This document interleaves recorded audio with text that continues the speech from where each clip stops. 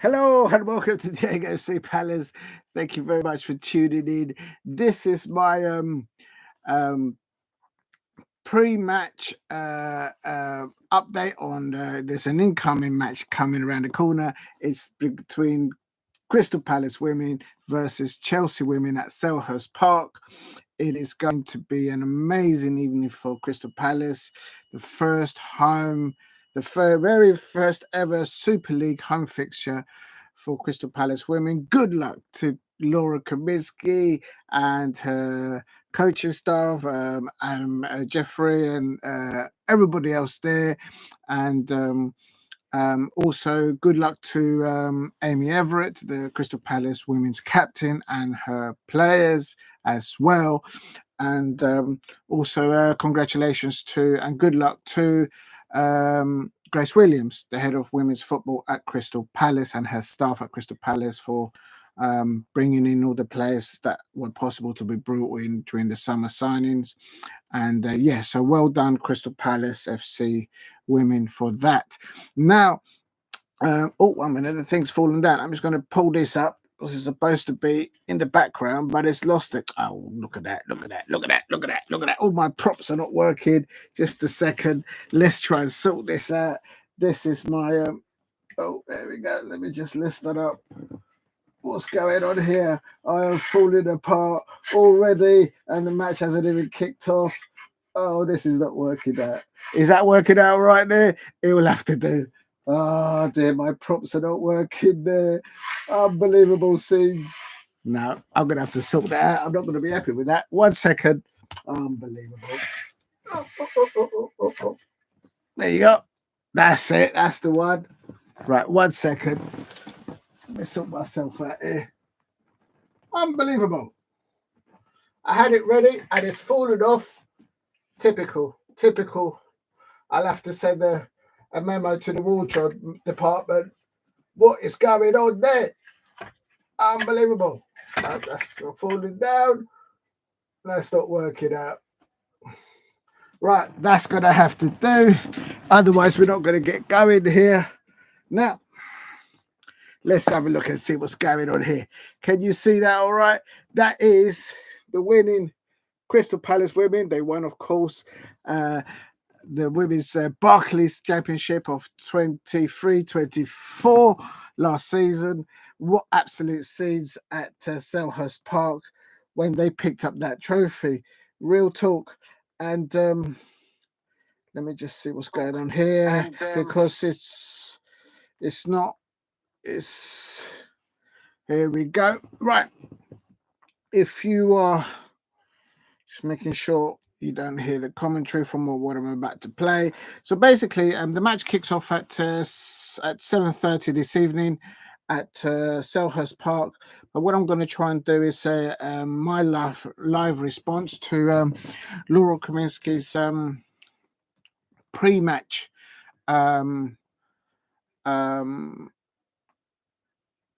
conference yesterday that was held by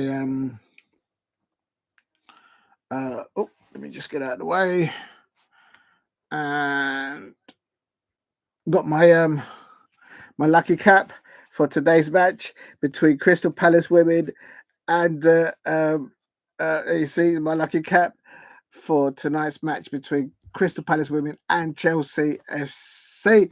Now, I am hopeful for a Crystal Palace draw. So my prediction for tonight's match, by the way, quickly get out of the way, is going to be Crystal Palace women 1, Chelsea women 1. I'll take that all day long. But this is my lucky cap for the match. I'll leave it until then. I'm going to get on with... So what I'm going to try and attempt to do is... Laura Kaminski did a pre-conference. There was a journalist asking her questions.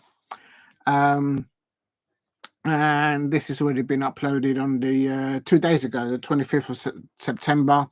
And I'm going to play it. I'm not going to show it because I don't think I'm allowed to show it, or you guys hear it either.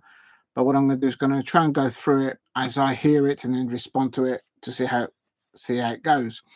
But before I do kick off, please hit a like and subscribe. at Diego C. Palace. I'm going to actually try this out. It's just, please drop a like and comment. Whoop.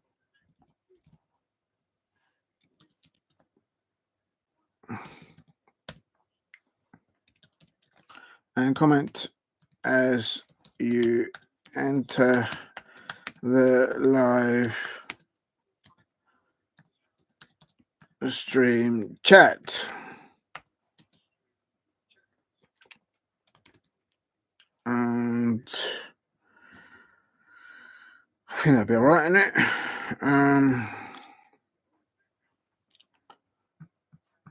Right, let's see if this works. Yeah, that's gone through all right. And hopefully that'll work there. Okay. Now, right, so basically, as I mentioned earlier on, the Crystal Palace women are going to play the very first ever Super League home fixture at Selhurst Park this evening, at Friday, today, on September the 27th today at 7:30 at Selhurst Park. Now, we're about 10 minutes away before they do the lineup. And but I'm going to quickly run through what Laura Kaminski said 2 days ago at the press conference. She was at, I think she might have been at Selhurst Park or at the training camp ground. And I think they were at Selhurst Park because they were doing photographs of both the Crystal Palace men and the Crystal Palace women. And also the Crystal Palace, it was a joint photograph shoot, and that's all come out, and it looks absolutely amazing. The photographs of both the Crystal Palace men and the Crystal Palace women together at Selhurst Park. Wonderful photographs there. Big up to the photographers there. Now, right, Laura Kaminski. I'll read a little bit. Laura Kaminski provided a range of squad fitness updates ahead of Crystal Palace women's first ever Super League home fixture, which falls again 5-time consecutive winners Chelsea at Selhurst Park this Friday, 27th September at 7:30. This is what I'm reading from Palace TV at the official webpage at cpfc.co.uk. This channel has nothing to do with the football club. I'm just a football fan. Reporting on Crystal Palace women content and Crystal Palace men content, home and away fixtures, and also giving some stuff out there for away fans to see that they can see their players arriving and leaving Selhurst Park. Go to the playlist and you can see your team there. Hopefully you can be able to see everything from your team as well. And also there's some wildlife stuff in there that I'm interested in, and I've put that in a different listing on the playlisting. But here from the official webpage at Crystal Palace, I've just read the first paragraph. Then it goes on to say the Eagles got their first ever WSL underway at Tottenham Hotspur at the weekend, competing well in the first half before falling away after the break and slipping to a 4-0 defeat with 10 players. I actually went there at Tottenham Hotspur Women's, where they play at Leyton Orient Football Ground. Massive thank you to Tottenham Hotspur Women's Football Club for hosting that first WSL ever match for Crystal Palace women. I had a wonderful day on Sunday. I was there. Please check the previous uploads. You'll see me with a photo there at the Tottenham Hotspur Women's home fixture. And I did a response after the match, just how I felt afterwards. And so big up to Tottenham Hotspur Women Football Club for hosting their home fans and the Crystal Palace fan. I had an amazing day. Why? Because I got to see for a long time, because I haven't seen the Crystal Palace women, Laura Kaminski, her coaching staff, back on that pitch, doing what they do best, and then just basically working hard and leaving everything on the pitch. Right, I'll carry on reading. So, so they mentioned that they had a good start, and I agree with this paragraph that Laura Kaminski and her players started very well in the first, I would say, 10 to 20 minutes, and even further to that, we did ask them questions, but gradually, the Tottenham Hotspur women build up confident play, then started to cause us problems, and I don't think the 4-0 scoreline at the end of the match quite reflected the effort and the endeavour and desire from the Crystal Palace women, because they actually left everything on the pitch, and I was so happy and so pleased to see every single one of them out there fighting for themselves, for their manager, and of course for the Crystal Palace fans out there. Right, I'll carry on reading. This article is at the official webpage at cpfc.co.uk. It was handed out, it was read out on the 25th of September 2024, so that's 2 days ago. Next paragraph is optimistic abounds for what promises to be another special night in Crystal Palace history. And you can still be there. It's saying you can get tickets for match available there for £7, under 16, £14 for men's season ticket holders. And so if you can still get to the match, get yourself there. I couldn't make it today. It had it been on a Saturday or a Sunday, I would have made it, but on a Friday evening, I just couldn't make it. It was just not possible. It just wasn't possible with the things that I've got other things on. But so yeah, you can still get there and go and support the Crystal Palace women. The last I heard, they had nearly 1,000, I think over 1,000 sold tickets, and so well done Crystal Palace for doing that. Right, ahead of Friday's fixture, head coach Kaminski was asked about a range of players' fitness statuses, the prospects of facing an all-conquering Chelsea side, and the encouragement she has already drawn for the season ahead. So it was. I've seen this live, not live, but yeah, I saw it live. But then I also I've watched this a few times with Laura Kaminski being asked questions by the media and Palace TV, and yeah, so definitely, I say nothing to do with the football club, but if you can go to the official webpage at Crystal Palace, and there they've got Palace TV. There's a lot of coverage there to do with the Crystal Palace women. Amazing content, amazing photographs, amazing videos, interviews. They're absolutely brilliant there. Go and check it out if you haven't. Now, here we go. The thing is, I'm gonna play it, but I know I'm not supposed to. I don't think I'm allowed to show you lot the image and the hearing, so I'm just going to play it, and in the meantime, just waiting. In the next 5 or 10 minutes, they're going to do the line out. Actually, you know what? I'm actually going to go and check. Crystal Palace. Oh my god, it might be already out. Let me have a look. Contact. Where are you? Oh, Palace women. Latest news. No, the team sheet's not gone out yet. It's too early. Just double checking. Going to the game. Brilliant. They're already doing photos. Well done, Crystal Palace. But it's well, right now at 5:30 they actually open the fans in zone, so that if there's anybody there, they could be able to see it. And yeah, there's no team sheet at the moment, so I'm just waiting for that. All right, so I'll carry on. I'm gonna now play the Crystal Palace women interview for Laura Kaminski. Ooh. But only for myself. I know I'm not. I don't think I'm allowed to show it to anyone, so I'm not going to, obviously. And I've just lost it. I had it already. Oh, help. Oh my god, I had it ready. Here we go. Right, let me just do a quick play, but I'll make sure no one hear it. Good, you can't hear it. I can hear it. Right, the first question is going in now. Let me just.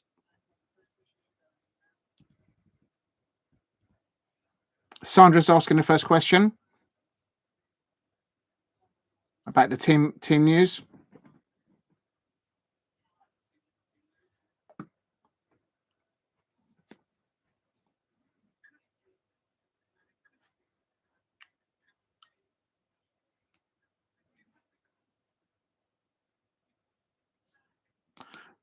Right. Right, reporters Sandra's asked Laura Kaminski the first question of the press interview, and Laura's responding that the turnaround, as quotes as what she said, the turnaround of the time from one match to the other is slightly less. So, but Laura Kaminski is responding in that they are very well prepared, looking forward to it, and but it's not a problem.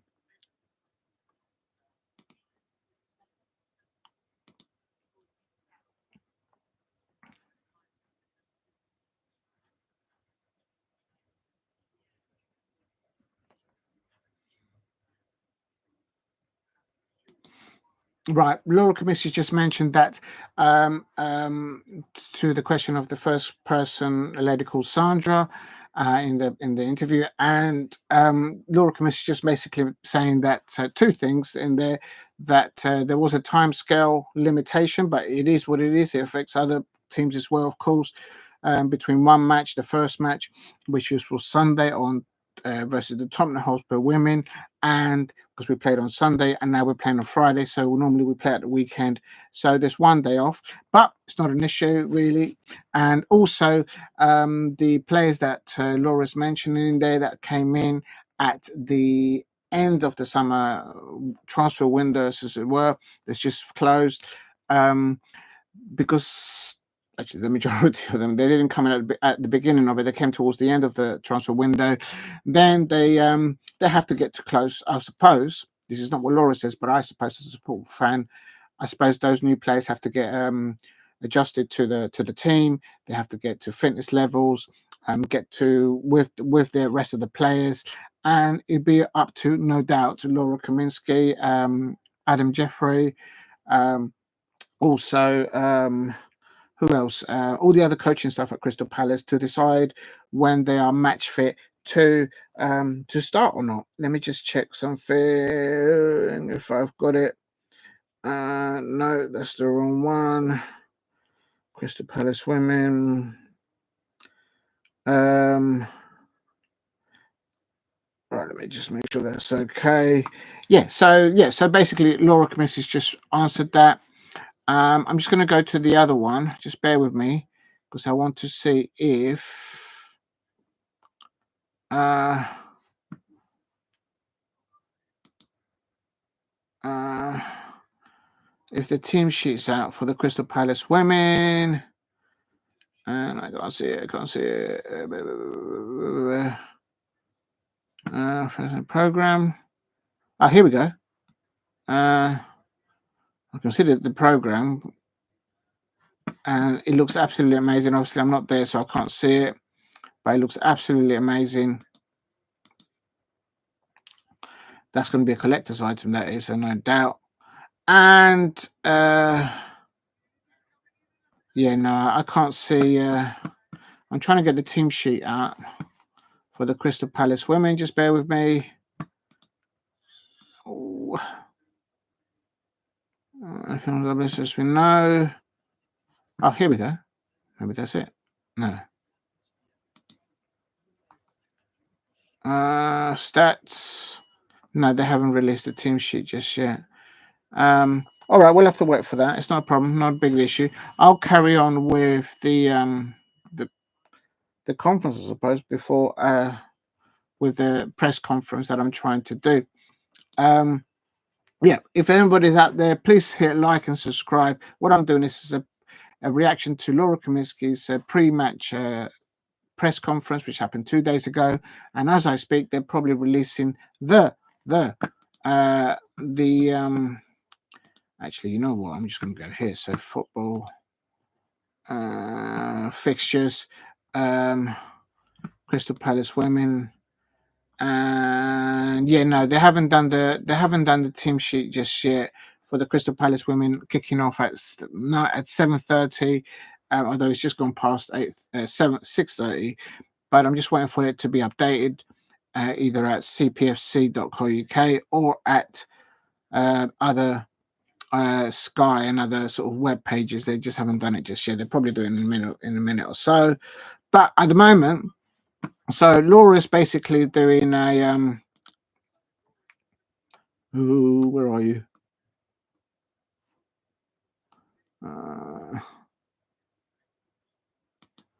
Is it there? Right, another question that Laura's been asked. Let's have a look. Oh, good afternoon, good evening, Steve. Big up to you.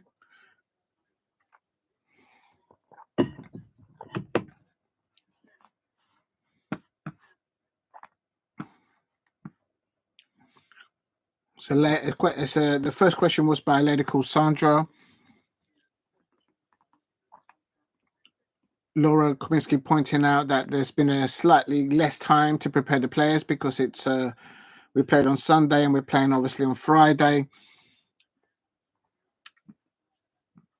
But it's not a problem. But Laura's saying that everything's ready to go. Good training sessions on the grass, so she's happy with what's happening.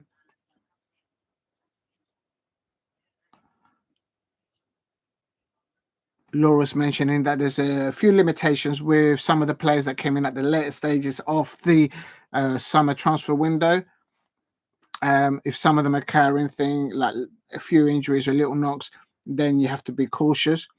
Laura's mentioning that Laura Kaminski is the manager of the Crystal Palace Women, and she's answering Sandra's question where she's mentioning that the players that may not be 100% match fit, they will be gradually brought into there. They're not going to be rushed into the first team squad.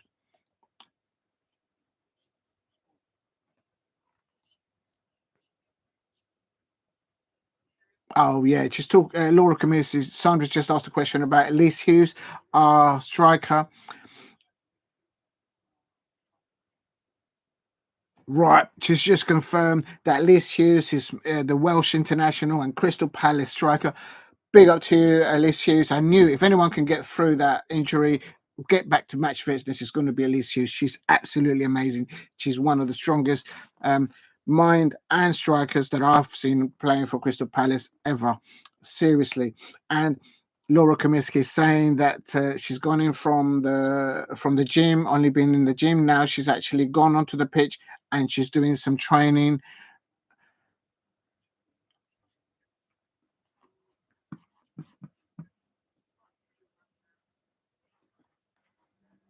Laura Kaminski confirming that Elise Hughes is a paramount and number one professional when it comes to match fitness, to looking after her own body, to be able to be ready, to be available for selection. Not exactly Laura Kaminski's words that I'm saying, but to that effect, Laura's confirming that Elise Hughes is very, very concentrating in focusing in her health for recovery. As Laura's just confirmed, Elise Hughes, the Welsh international, Crystal Palace Women striker, has gone from just training in the gym. She's now out there on the football pitch, on the grass, doing some more training.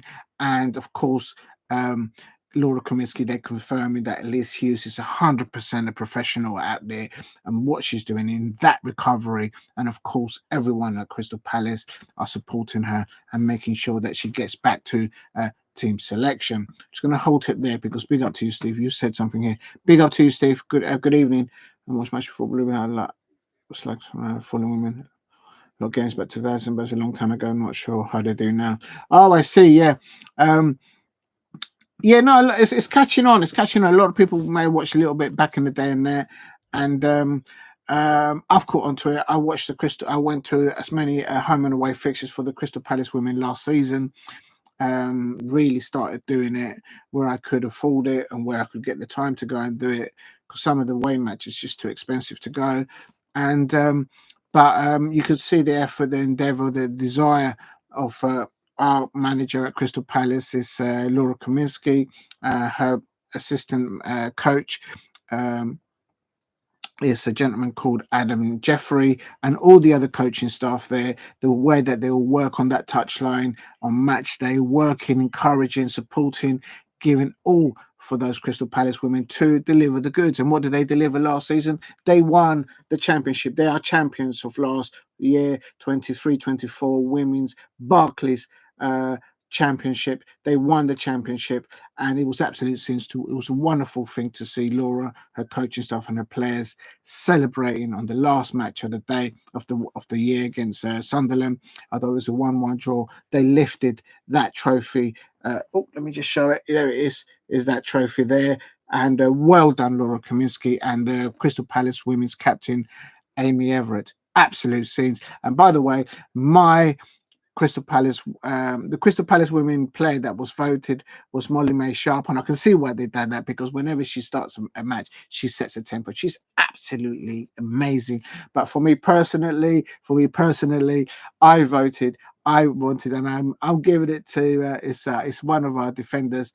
She's an Irish international football player, and she's our defender, and her name is Hayley Nolan. I think for what she's done throughout the whole season, I think the way that she reads the play, how I think she reads the opponents, what they're trying to do, the way she intercepts plays. Excuse me. And I saw some tackling there. I also like the way that she works alongside with Aimee Everett, her captain, the centre back, and for me, Hayley Nolan was my player of that season, and well done, Hayley Nolan, and all the other players at Crystal Palace. I mean, they're all amazing, but I gave it to Hayley Nolan. Right, I'm going to go and refresh because I got a feeling that the team sheet's out for the Crystal Palace women. Just bear with me, and yes, they're out. Crystal Palace have not shown there. They've only just done the Chelsea women. Now, actually, I might as well change the title. Hold on, Steve. If you're still out there, I might change the title because I'm just going to turn this into a watch along as well. How do I change the title while I'm here? Reaction to Laura. Okay. I should do. Let me change it then. So I should do live watch. Oh, live. Crystal. Yeah, Palace women versus Chelsea women reaction and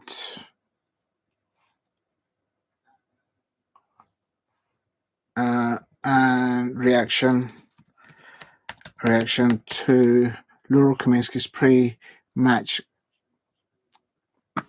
Let me just delete that. There's too many characters.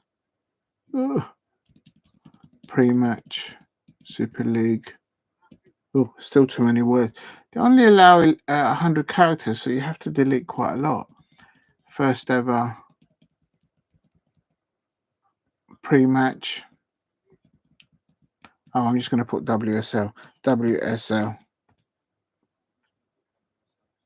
And just changing the title. I'm going to figure out how to do things. There, that's that one. And then blue.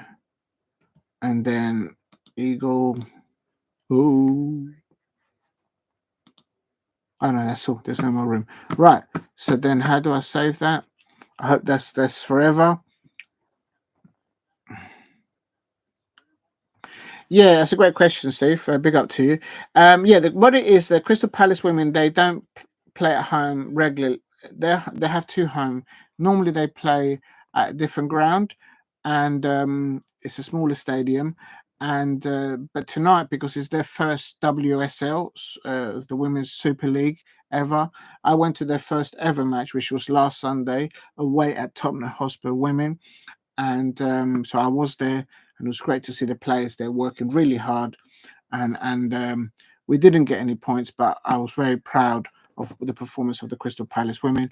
But tonight, I couldn't be there today, Steve, because I had too much on, and I just couldn't do it. I couldn't do it today. Had they done the fixture for a Saturday or a Sunday, I would have been able to make it. But if they put it on a Friday, it's just so difficult to get to. Because people are working, people are busy, and to get there, it's a difficult one to do. But that's terrible excuse. I should really be there, but I can't. So I'm doing a live watch along for the Crystal Palace women very first WSL fixture against Chelsea women, whom are the champions. So it's going to be a tough match, Steve, today. I watched actually, while you're there, that's a good one. That's a good point, because they're facing the champions, the Chelsea women, and I watched the Chelsea first. Oh my God, the first Chelsea match, which they played against Aston Villa women. Chelsea women won the first. They won the first one, and hold on a sec. There, just trying to figure out. Yeah, both Aston Villa and Chelsea, their first match of the WSL, they had two new managers, because obviously Chelsea's new manager is it's Carla, isn't it? Of course it is. Let's just get this right. No, I'm getting it wrong. It's Sonia Bombasta, of course. That's Chelsea's new manager, and also I'm trying to think. The manager of Aston Villa is oh geez, it's Robert. I think his name is Robert DePaul something. I can't remember if that's right. But basically, their first fixture ended. I don't know if they were playing at home. Yeah, they were playing at home, Chelsea women. So it was Chelsea 1, Aston Villa women 0, and yes, Sonia Bombaston, and Sonia Bombaston, the new Chelsea manager. She came from the French champions, Olympique Lyonnais. So she's coming from a winning championship side that won in France for the women there, and so she's very experienced. And in the first half, Chelsea, I've written down here, they started well. They were better in possession, and but for Aston Villa, Jordan Nobbs, I thought, was the best in for Aston Villa and their side, but very good. And of course, Chelsea women now, they've got Lucy Bronze on their side, and there was a very good contest between the Aston Villa player called Paula Thomas versus Lucy Bronze. They were on each other's neck all during the match. That was a really good fixture between those two. But at halftime, it was Chelsea 1, Aston Villa 0. A very, very, very, very, very good individual goal by Johanna Rytting Kaneryd. I can't pronounce her surname, but Johanna scored for Chelsea on the 36th minute, I believe, and very good individual goal. And the goalkeeper for Villa, Sabrina D'Angelo, bless her, she had no chance. It was one of those shots, Steve, that or anybody else that's listening, that Chelsea women's that Johanna scored for Chelsea, and as good as it was hit, it was in the back of the net. So yeah, so Chelsea women opened their new WSL in the second half. I can't lie, Aston Villa did come into it a little bit. Aston Villa women did come into it against Chelsea, so I expect the Chelsea home matches, they were a little bit nervous, to say the least, I expect. But Chelsea women won their first fixture against Aston Villa women 1-0. Nervous second half, but the new Chelsea manager, Sonia Bombaston, won her first match there. So they're coming off of oh, what do I do? Don't cancel. I nearly refreshed the wrong thing. I would have cancelled the live stream, I think. I'm just gonna bear with me, please. They're not putting the lineup for Crystal Palace. So I don't know what's going on, but yep, the same one that scored for Chelsea in the first match, Johanna Rytting Kaneryd. She's starting. Oh my God, James is starting as well for Chelsea. Oh Lord. Oh my God, that's a strong lineup. They've got bronze in there. So Chelsea, the goalkeeper is Hampton. They're going for, I think, for 4 at the back with Lawrence, Bright, their captain, BJÖRN, and Bronze in the back 4. In the pivot, they've got Nuskin and Cuthbert, and then in the midfield they've got with the providing them width as attacking wingers. BEEVER-JONES, REITEN, and the goal scorer that scored last against Aston Villa women, Joanna, Rytting Kaneryd, and James. Oh my God, that's a difficult one. Oh my God, where's my lucky cap? I need my lucky cap. Crystal Palace women, please. Come on, but my prediction is Crystal Palace 1. Chelsea women 1. Oh my God, I'm getting nervous. I'm getting so nervous. They must be out on the pitch right now, warming up. I can't see the lineup for the Crystal Palace women and it's doing my nutting. So I'll have to wait and see. Just bear with me, because I'm trying to get the lineup for the Crystal Palace women and it's beginning to do my nut because I can't see it. So let me go back to news. Why don't they put it up? Oh, I'm not looking in the right place.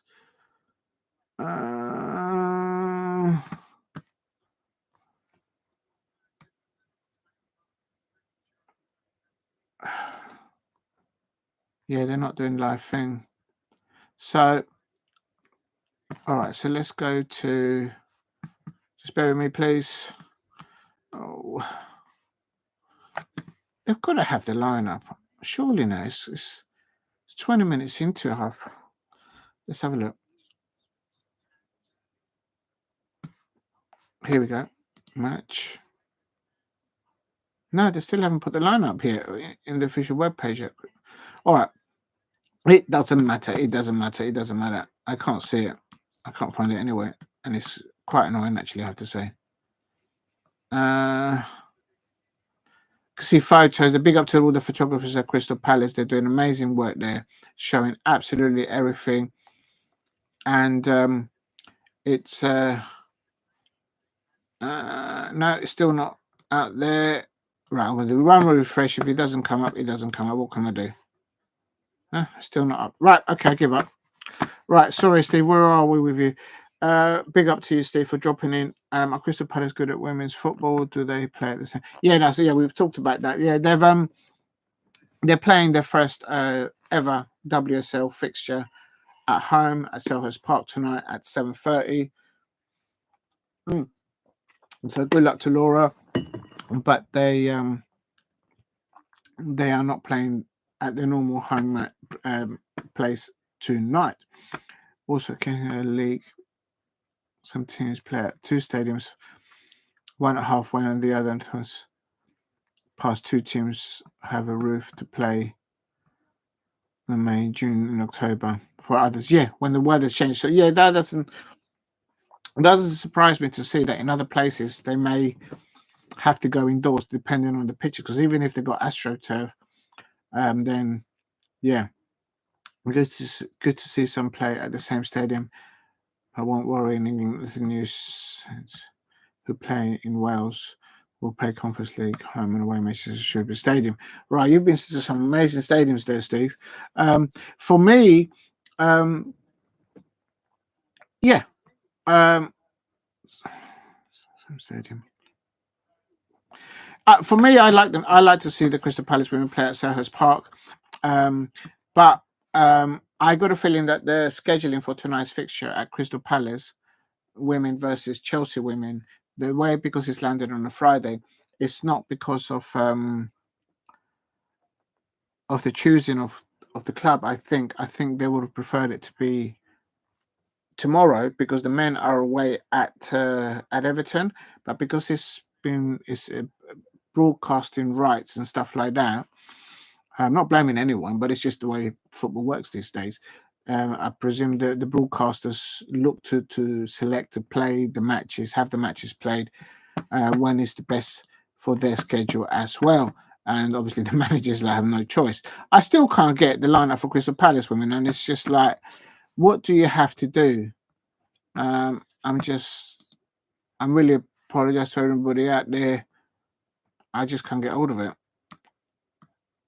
I'm looking everywhere for it.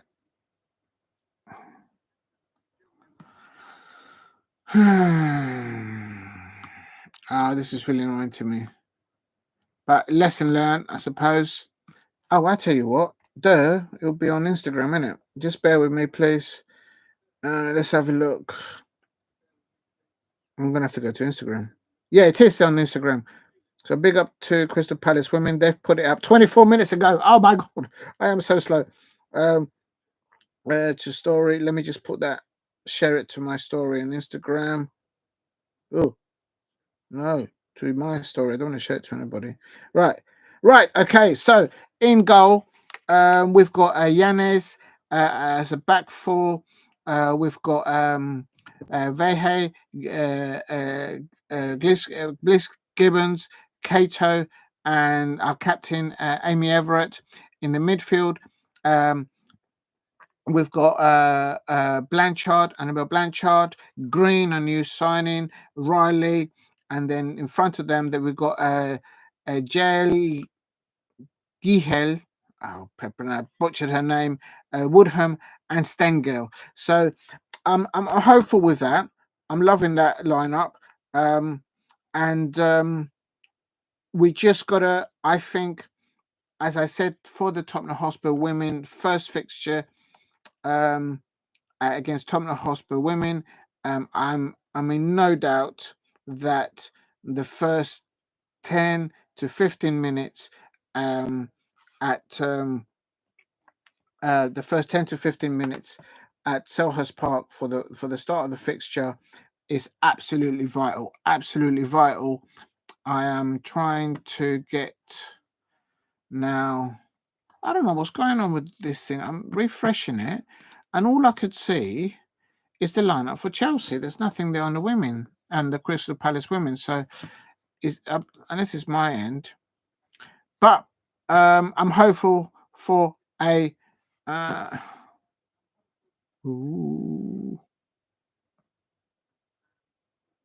me just 1 second, please. Oh, sorry, Steve, you put something else in. If two teams finish level on points, goes to play on penalties. Imagine this. Oh, really? I didn't know that there. All right. So if it goes to penalties over there, then it goes like in 2008. You're saying it goes to penalties. I can't remember the last time that the top two teams in the Premier League finished on the same score. I know Liverpool lost the Premier League, and I think they were on some madness of 92 points or something, and they still lost the league. Something like that. But I can't remember the last time that both, say, for example, Liverpool and Manchester United finished on the same points, or Manchester United or Manchester City both finished on the same points, i.e. was decided on goal difference. No, it gets divided on goal difference. Same points. When was that? 2012. There you go. I can remember that. I'm glad you know that. So then what did it win? There's best. And then, yeah, there you go. I wonder if he ended up on... I'm having a bit of a mare at the moment because I can't get... Oh, my God. I'm having a mare. I couldn't get the lineups up. I had to go to Instagram to get the Crystal Palace women's lineup. And it's I'm just... this is a learning curve for me on doing watch-alongs for both Crystal Palace men and Crystal Palace women. It's absolutely so badly prepared by me. Oh my God. Right, let's go to match. And no, they still haven't done anything there. It could be maybe they're just busy there. Where's historic? There's nothing there.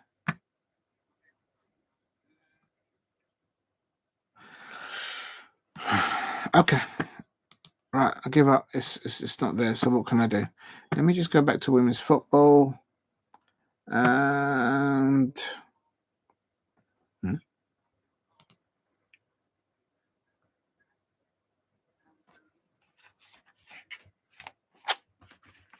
no, this is the... The Champions League. I'm in the wrong one. Oh, this is so annoying. So annoying. So annoying. But sorry, everyone out there. Just trying to get the well, I've still got half an hour before the kickoff, but it's just annoying that I can't see.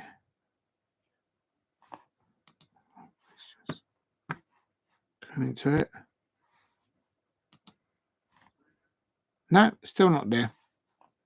So for some reason, this particular web page, I'm not going to mention it. It's just showing Chelsea, which is quite annoying because I need to focus on the Crystal Palace, and I can't. Let me have a look at that. There, it says it. I'm not even going to say anything. But anyway, the players are out there on the pitch. They're warming up. The kickoff is at 7:30, so they've got half an hour left. They're just going out there, going through their paces. All the coaching staff are getting the players ready to perform. And I'm going to see.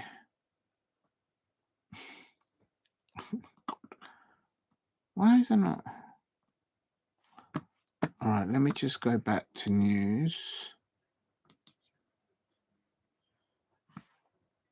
No.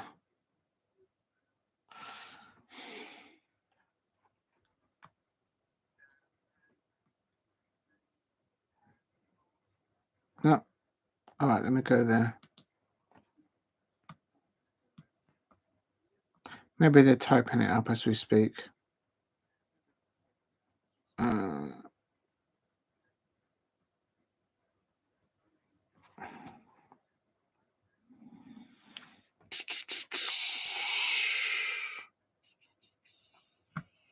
Had a sense. Oh, I don't know.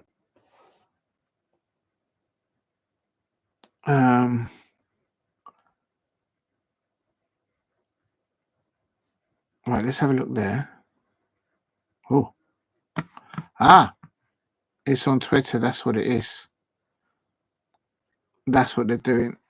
Oh, I see.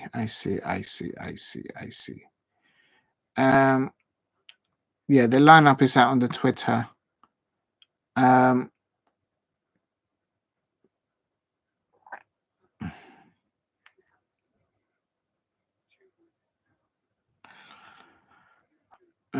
Sentiment with today's inspired by the stunning gesture from Wilfred Southampton has decided to develop his football ambitions at Crystal Palace. So, where is it? Oh, give up. No, it's just not working out there. All right, never mind. I tried. Why is it not going back? All right, go back to CPFC. And let me just see this. Oh, it's not available. How can it not be available? I'm logged in. I'm having a mess. Steve, just bear with me. I'm having a mess. I'm trying to get the thing ready for the start of 7:30 kickoff. The Crystal Palace women versus Chelsea women. And for whatever reason, I can see the Chelsea stats and line up and everything, but for Crystal Palace, I can't see jack. And I can see it. I'm just going into Instagram now because that's the only place, like literally the only place where I can see the team. And just trying to see if it lets me go into. Oh my days! Right, there it is. Let me just quickly click. Let me go into their thing, and yeah, okay. This is what I've got. Yeah, so Crystal Palace women, the lineup, absolutely loving it. I'm hopeful that they'll do well, and my prediction is Crystal Palace women 1, Chelsea women 1 as well. So I'm going for a draw, and we are playing against the champions. Chelsea have got a new manager in place. the last season, the Chelsea manager. Let's get her surname correct. It's Sonia Bombasto. She won the championship for Olympique Lyonnais in France. So she's a champion winning manager, taking over at Chelsea FC. Of course, we all know what Chelsea women have been doing for the last few years. Absolutely setting the benchmark for any women's football team to try and get up towards. So oh, wait a minute, there's another page. No, that's the wrong one. All right, never mind. I tried to do it there. Let me just see if I can refresh this. Maybe I'm just a little bit too early for it. And but yeah, it should be an interesting match. I think the first 10 or 15 minutes will be interesting in the sense that we just need to just find ourselves in the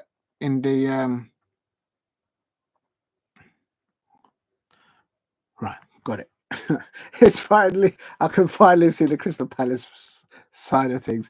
Oh my days, I need a drink after that. I was getting into panic mode. It's like taking me 20 minutes to get everything kind of synced. Of course, because we have Lexi Potter, a magnificent, really brilliant prospect of women's football. Lexi Potter is a loanee from Chelsea FC. Of course, she can't feature today. I would love to have seen her feature to play today because she's an amazing attacking midfielder. I think she's also very good as a defensive midfielder as well. She knows how to tackle really well. She has a vision on the ball when she turns with the ball. She's one of these attacking midfielders that doesn't need to be told, you need to try this, you need to try that. It comes naturally to Lexi Potter. She is a Chelsea women's, she's contracted to Chelsea women, but last year she was loaned out to us to Crystal Palace, and she was absolutely amazing. Also, she was amazing with Araya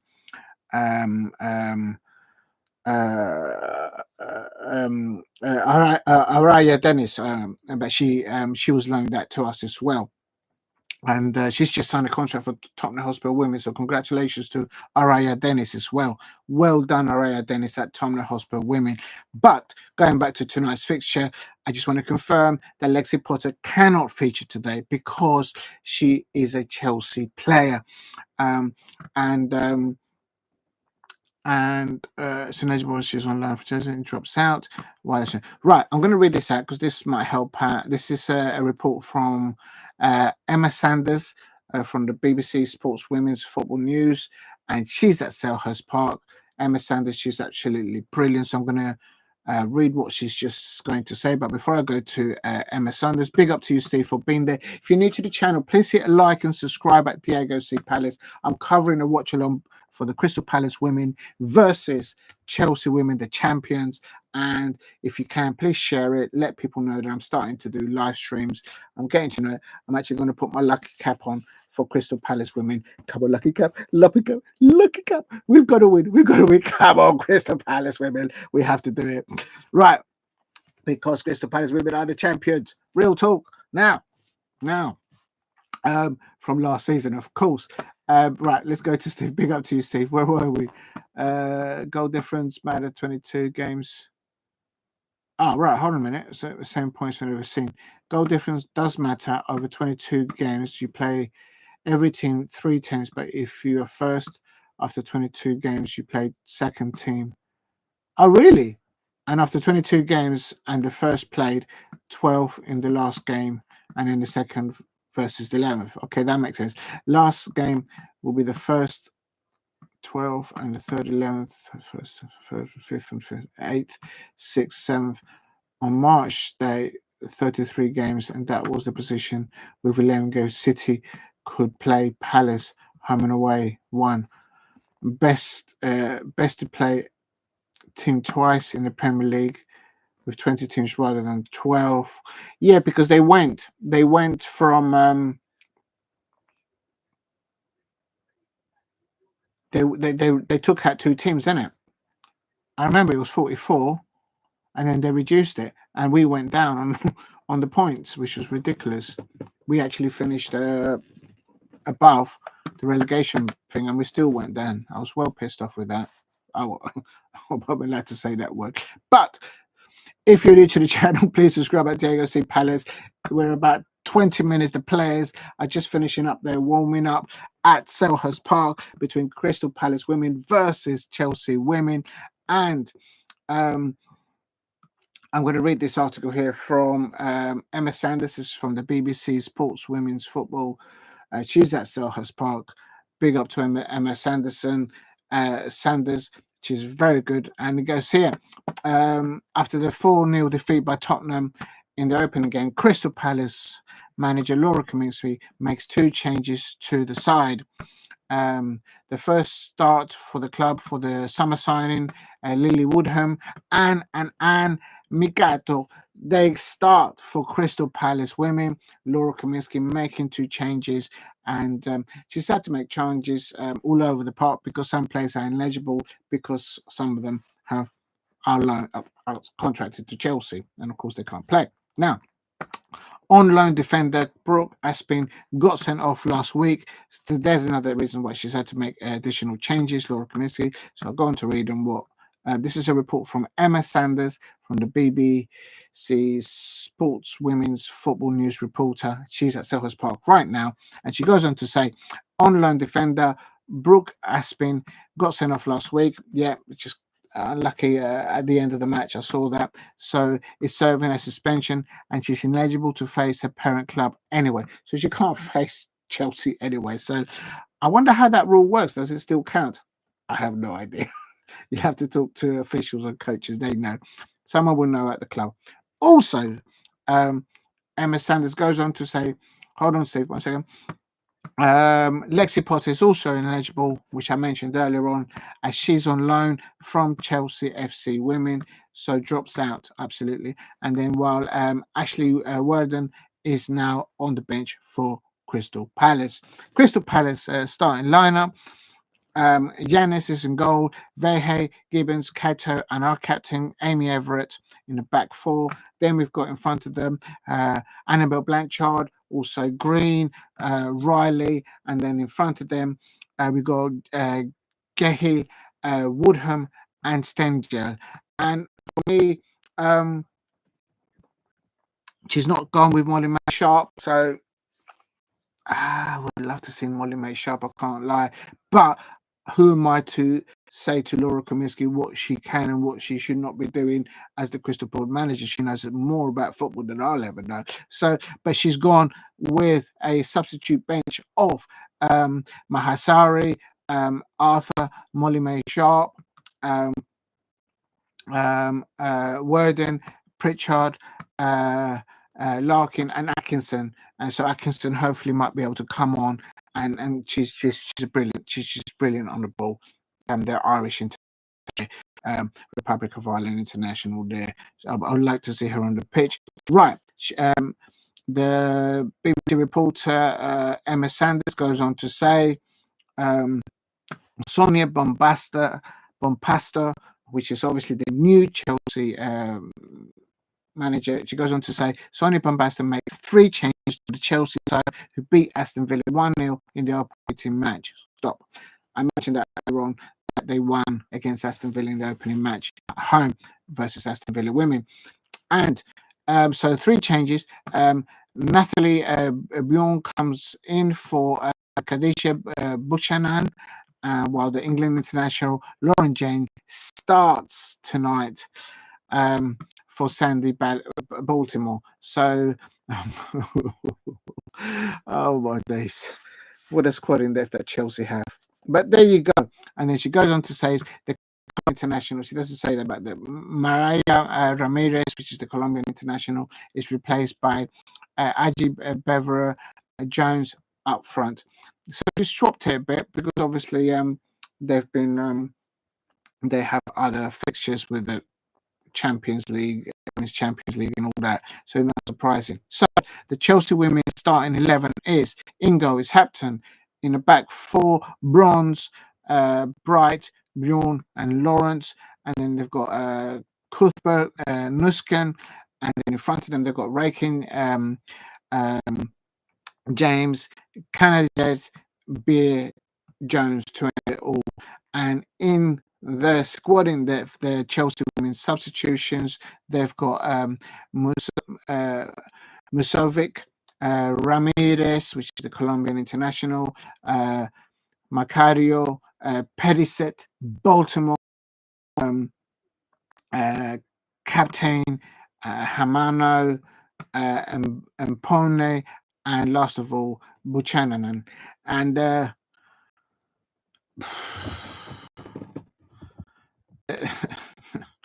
Chelsea lineup, man.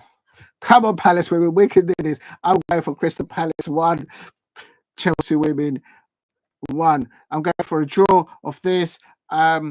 It's just reading the Chelsea lineup and their squad and depth and their benches. I mean, it's I'm worried. I'm worried. I'm not scared. I'm worried. But I tell you what, I bet you Laura Kaminski and Jeffrey, the coaching staff at Crystal Palace women, they're getting their players ready for kickoff. They've got about 60 minutes before kickoff at Selhurst Park. I expect everyone at Selhurst Park is rocking right now. Big up to everyone that's made it. I'm going to go back to you, Steve, because I've missed your comments. Best to play every team twice in Premier League, and 12 and other clubs 3 teams. What? Best to play every team twice in the Premier League. Okay, yeah. And with 20 teams rather than 12. Yeah, that's before how it was before, because now there's only 20 teams. Yeah, that's when they reduced it. 12 team Premier Leagues will be far too short. But Championship has 46 games. Hope to see Sunderland out. I have been to the stadium twice versus Southampton. I've been to the stadium a lot, Steve. And I tell you what, when I went there years ago, I was sitting behind the goal at the stadium, like minding my business, but I sat not right behind the goal, but you know when you sit behind the goal, and obviously the stand is like that, and you're not in the first row, but I was basically in level with the crossbar.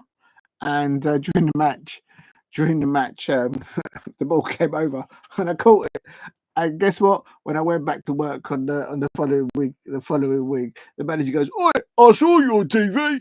I saw you. What were you doing up there?" I said, "What do you think I was doing up there, Gov? I was watching the football." And so yeah, I got caught on TV. So so I've been to the stadium a lot. And tell you what, I would like to see the home fixture either between Sunderland and Newcastle fans at Stadium, and also obviously at St James, between them and the Newcastle fans and Sunderland fans, just as a neutral. Just be in the stadium and just go like this, like you do at tennis, watching the banter between both of the sets of fans, because it's absolutely Sunderland fans do not like Newcastle fans, and vice versa. Newcastle fans, they just don't like Sunderland fans, and I think they just take it to levels where they don't need to take it, but they are absolutely. You just got that, and it's brilliant to just to watch it. Was that Daniel, West Ham fan? Oh. It was good to talk among Sunderland up his. Yeah, he was. Yeah, he was at one of the first ones. Big up to Daniel. I hope he's all right. I haven't seen him for a few in analysis and stuff like that, but I'm sure he's all right. He's a tough kid, man. He's all right. But yeah, I'm very thankful to you, Steve, and to Daniel. The very first time that I went live at Selhurst Park, like you must have seen it. I was like, I've totally forgot that there was a chat in the live thing, and like I'm walking around like a numpty, and then like half an hour into the live stream, I thought, oh yeah, look, there's a chat there. And you and Daniel were very patient that day. Thank you very much for dropping in that day. I was very nice for you two to do that. It was absolute seas. Right, here I'm looking at more photographs and action from the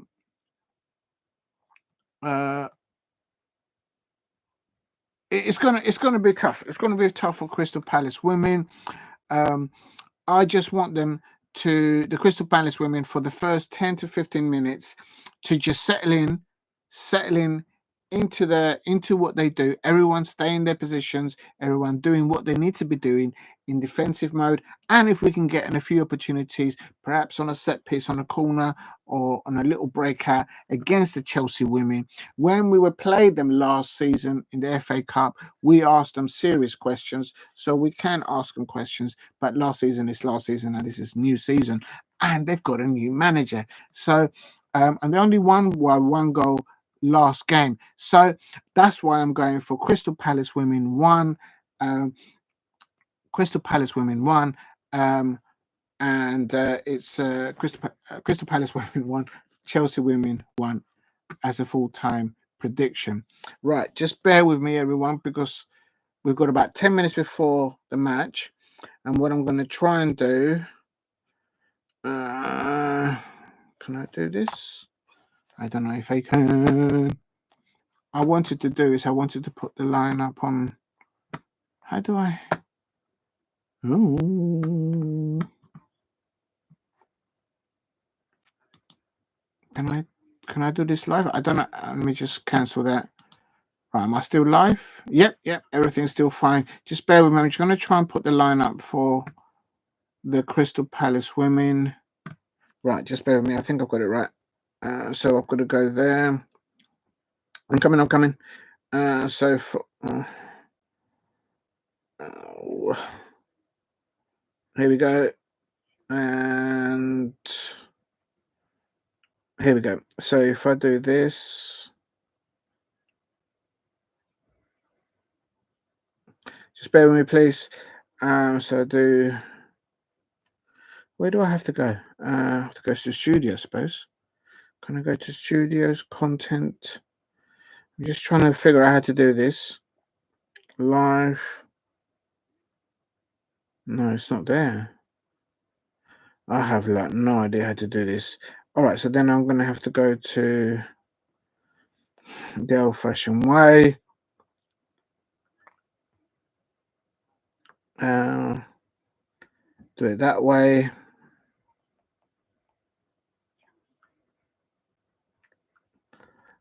And also I need to do the lineup for the Chelsea women. Oh, just bear with me, everyone, please. I'm just trying to do it. And there. What do I do now? Paste. Right, Chelsea. Line. Oop. Line up. Crystal Palace. Woman. Line up. Line up. Chelsea. Woman. Line up. Right, that's that. I want to put the name of their managers because I think it's important to do that. So people get informed. So if I put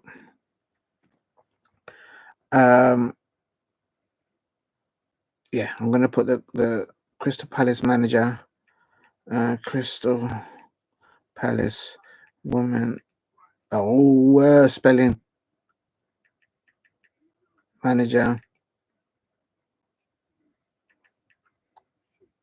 Of course, it is Laura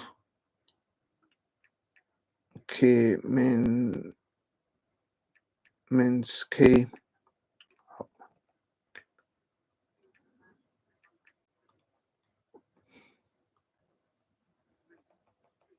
It's, and also, come on.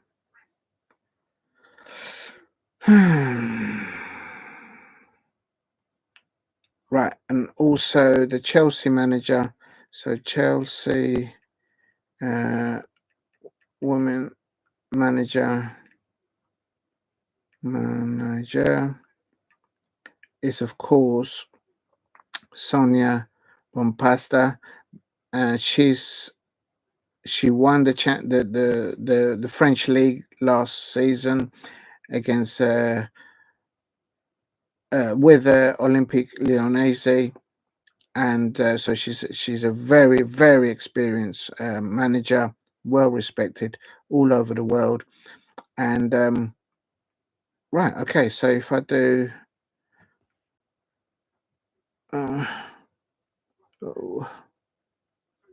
oh, do me a favor, copy. How do I right, so then I do a new one, paste, just coming, people, you put the line up on the just below the title. So what do I do now? I do that and then do airdrop to there. There it is, it's landed there. Just bear with me, I'm just going to copy and paste this.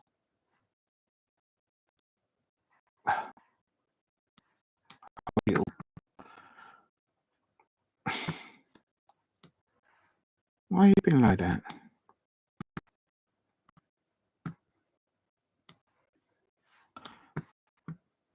Right, one more right. Come on. That's it. Then I do that there. And then copy. And then put it on there. Oh, come on. It's like you need to do this. There we go.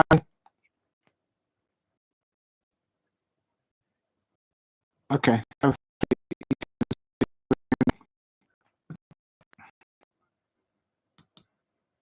Right. If the lineup for the Crystal Palace women and the Chelsea women that are with Crystal Palace, I've just put it there onto the comments.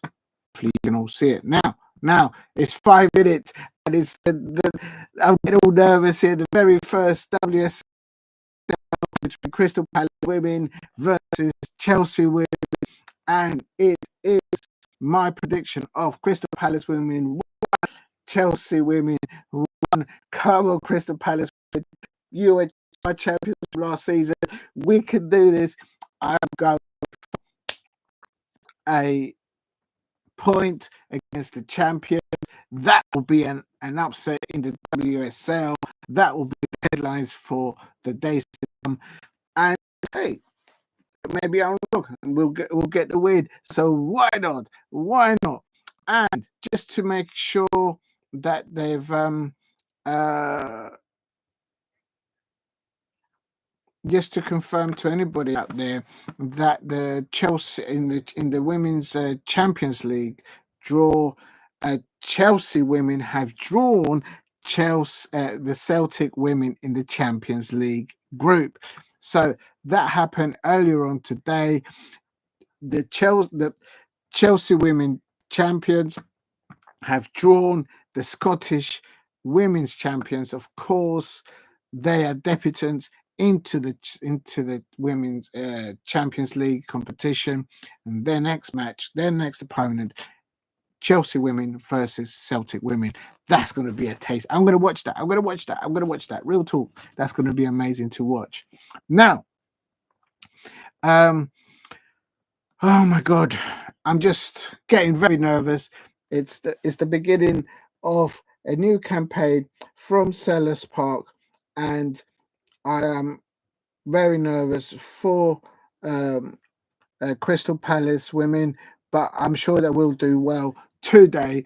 If you're new to the channel, please subscribe at Diego C. Palace. I'm doing a watch along for the very first WSL Crystal Palace women's fixture. It's the first time they've been in the WSL at time, and they're playing at Selhurst Park tonight. It's 7:30 kickoff, and I'm going to go through the lineups again. It is going to be it's about 2 minutes before kickoff. The players are coming out now. They're actually it's all absolutely scenes there. I hope you can't hear the actual stadium. No, you can't. That's good. I'll get in trouble. So I'm just going to take a little quick drink because this is a very thirsty work. 2 minutes before kickoff. Please hit a like and subscribe at Diego C Palace and share it. Please let people know I'm doing watch-alongs now, covering Crystal Palace women fixtures and Crystal Palace women starting lineup. In goal, Yañez, a back four of Veje, Gibbons, Cato, our captain, Aimee, Everett.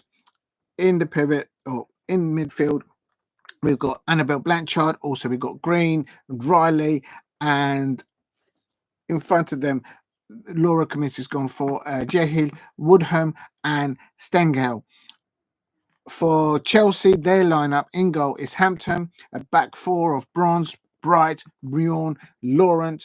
In their midfield is Kudberg, Nuskin, Rytting, and a front three of James. She comes back into the fold. Last week's their last winning scorer against Aston Villa, Kaneryd, Joanna Kaneryd, Beer, and also last of all BEEVER-JONES. She's starting tonight.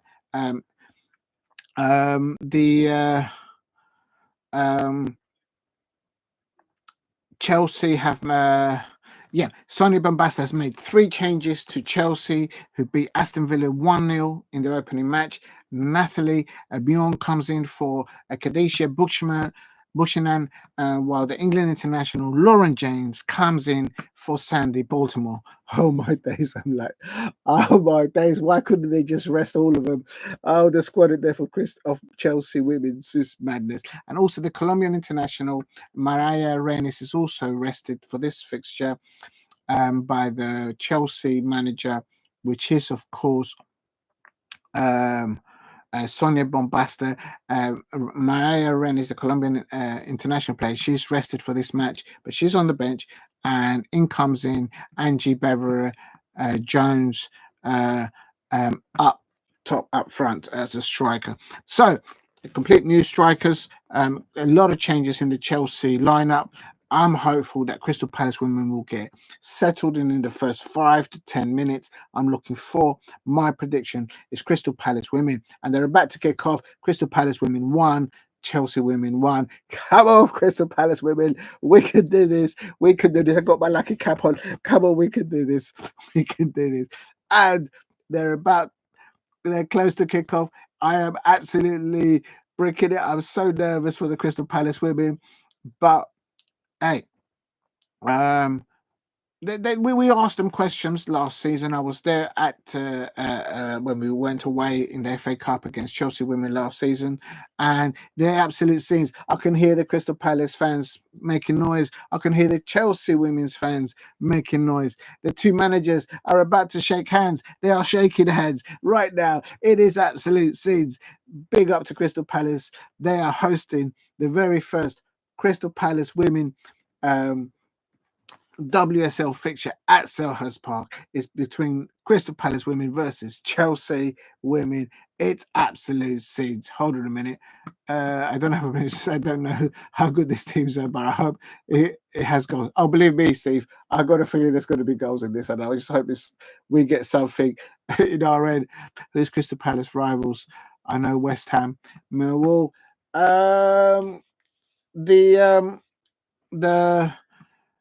If you want to in the WSL, Steve, the bottom club gets relegated, and at the moment most of the pundits, ex-professional women football players, both for football clubs and international, that I've seen them over the majority, they're saying that both Crystal Palace women and Leicester City women are favourite to go down. So it's between those two, between Leicester City women and Crystal Palace women, to go down. So there are 12 teams in the WSL, and the favourites to go down is either Leicester City women or Crystal Palace women. But we've just gone up. This is the first time the Crystal Palace women are up there. I'm hopeful that because we have Laura Kaminski in there. We've got also Adam Jeffrey there in the coaching staff, other coaches in there in the coaching setup. But Laura Kaminski is an amazing manager, and she's also an exemplary coach. She makes every Crystal Palace women's player that she meets at the beginning of the season, at the end of the season, they are better players by a mile. And Laura Kaminski also improves herself as a coach and as a manager. She ticks both things, and I am in no doubt whatsoever that Laura Kaminski will keep Crystal Palace women up. I'm also hopeful that we have a decent little run there in one of either the League Cups or the FA Cup. I would just love to get to a final, go to Wembley, and see Laura get to Wembley and lift a trophy for her and her Palace players. That will be absolute scenes. I would absolutely love it. But it's kicked off. It's kicked off now. Crystal Palace women have started their WSL campaign at Selhurst Park. It's absolute scenes, and I am absolutely shaking with fear here. Oh my days. The squad in there for Chelsea is so scary. I am actually very, very scared at the moment. Please, if you're new to the channel, subscribe at Diego C. Palace. Do the watch along for the Crystal Palace women versus Chelsea women. Of course, they are the champions. They've got a new manager in place in Sonia Bombasta. She's coming from France. She won the championship over there.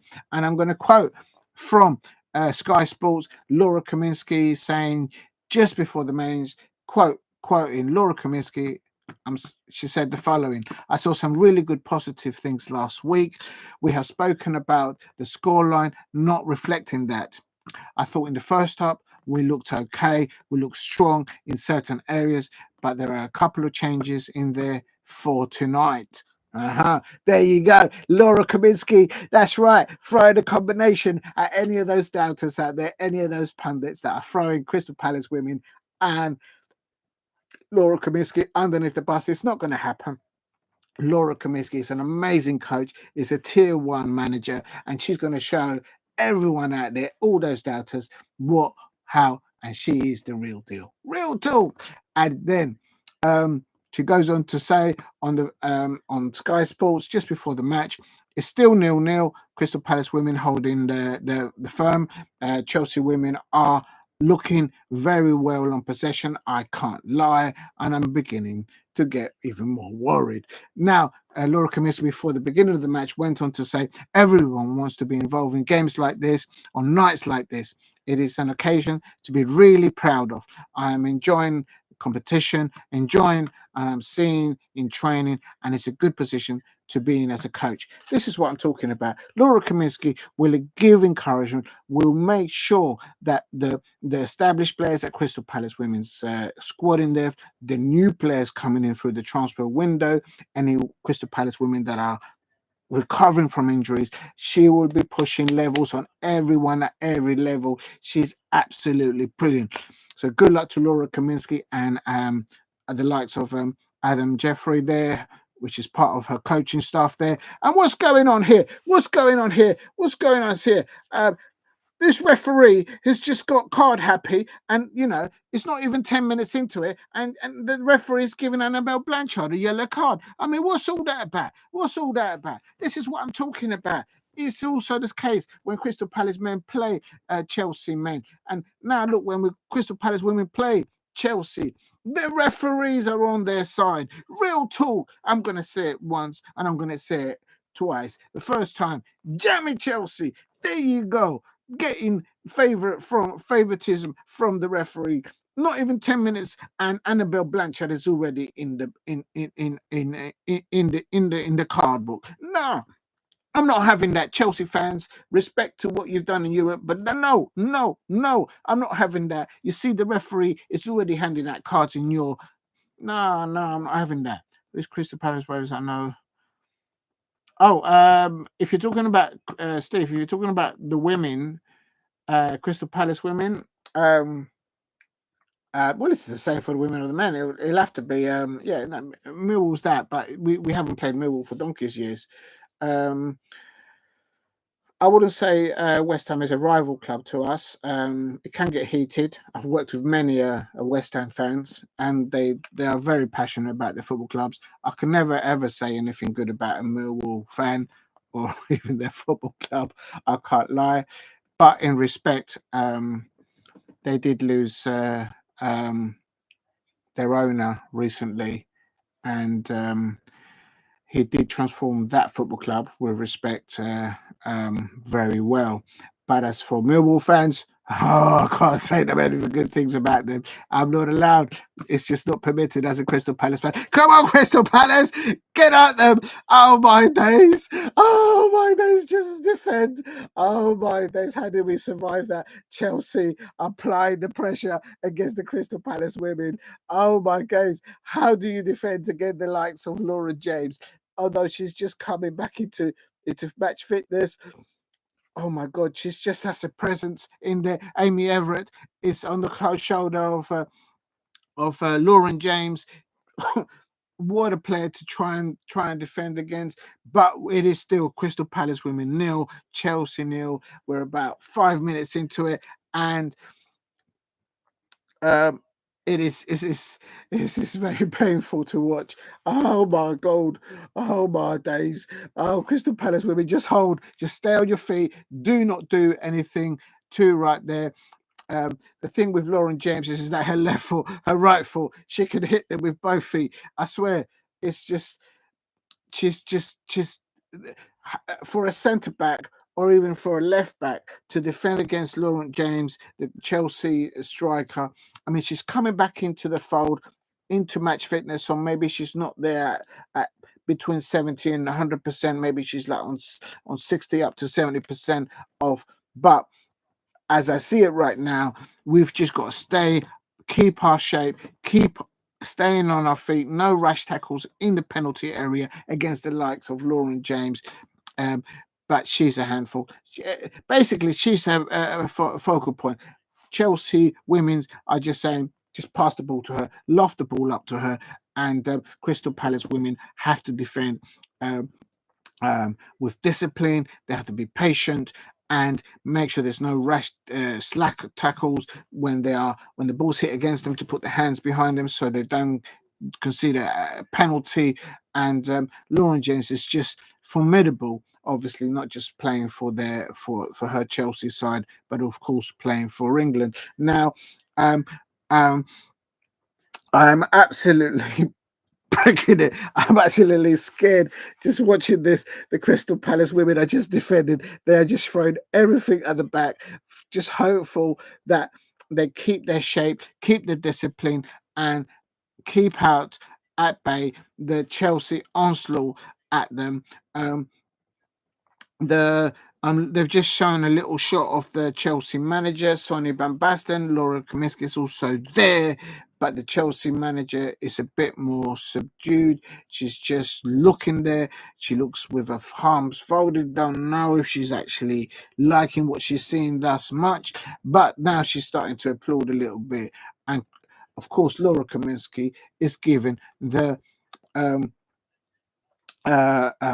encouragement to her players as well. Now, the thing is, with the Chelsea forward line, it just, they look to see lines between the Crystal Palace centre backs and the left back, or the other centre back with the right back. They're looking for gaps. They're looking for constantly to pull players out of position, and they are very, with the likes of Lauren James. They know how to get on the shoulder of a particular centre back in a certain position. They know how they're going to be fed the ball, and they've just got too many options there up front. But at the moment, it's still Crystal Palace women 0, Chelsea women 0. I'm going for a Crystal Palace women prediction of 1, Chelsea women 1. If you're new to the channel, please subscribe at Diego C Palace. Please hit a like. Please subscribe at Diego C Palace. If you can, please share it. Let people know that I'm doing live streams. I'm learning how to do live streams. This is only my 6th or 7th live stream, so hopefully you can all hear me and see me okay. And big up to you, Stephen. Anybody else there in the chat as well.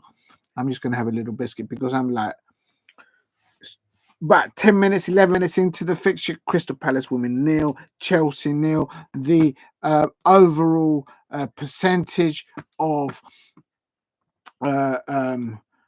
possession has been, unfortunately, with the Chelsea women attacking build-up play, and they're pushing the Crystal Palace women back and back to defend.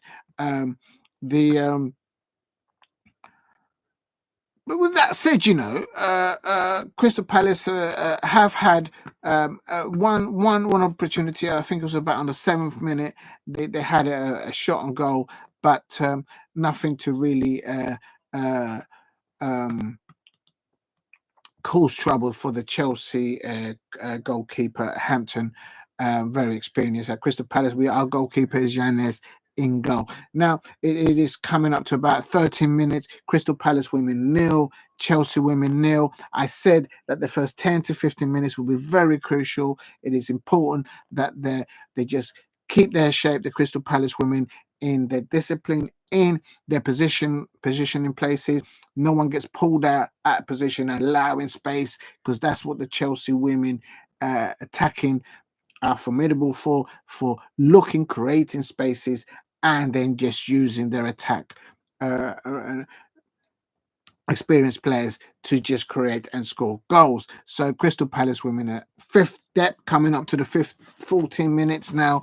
It's still 0-0 between Crystal Palace women, Chelsea 0. If you're new to the channel, please subscribe at Diego Palace. Give it a like and please share it. I'm trying to get the numbers up. And also, please. Oh no! The ball's in the net. Is that a goal? I think Chelsea's just scored. No, it's not. It's not. Ah, lucky Crystal Palace cap. Ah, Laura James just scored for Chelsea women, but it does not count. I have no idea why it doesn't count. And something's occurred because there's a player that is down, and I think, I hope she's all right. One of our players is down. We don't need any more injuries.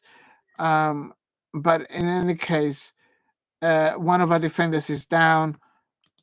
But no, I can confirm it's still 0-0 between Crystal Palace women and Chelsea women. It is.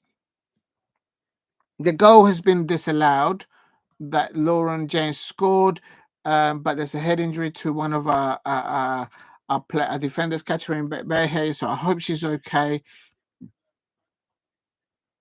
They have to be careful with head injuries. Yes, I thought it was a head injury, and they're and I'm hopeful that she recovers well. We can't do. I've got my Crystal Palace lucky cap on and other things, but I'm not going to say what. And that's referee. What's going on? Yes, thank you. Now at last, the Chelsea football player gets booked. Look at that. Lauren James. There you go. It's taken the referee up to 15 minutes, nearly 15 minutes, to find the card to give out to a Chelsea player. She managed to find it for a Crystal Palace player within 5 minutes. Real talk. It's always the case when Crystal Palace men play Chelsea, the referee, it seems to be in their pocket. When Crystal Palace women now playing Chelsea women at Selhurst Park, the referee found the card for the Crystal Palace player first, and now at last, she's come to her senses, the referee, and she's given a yellow card to Lauren James. Personally, send her off. She should go off.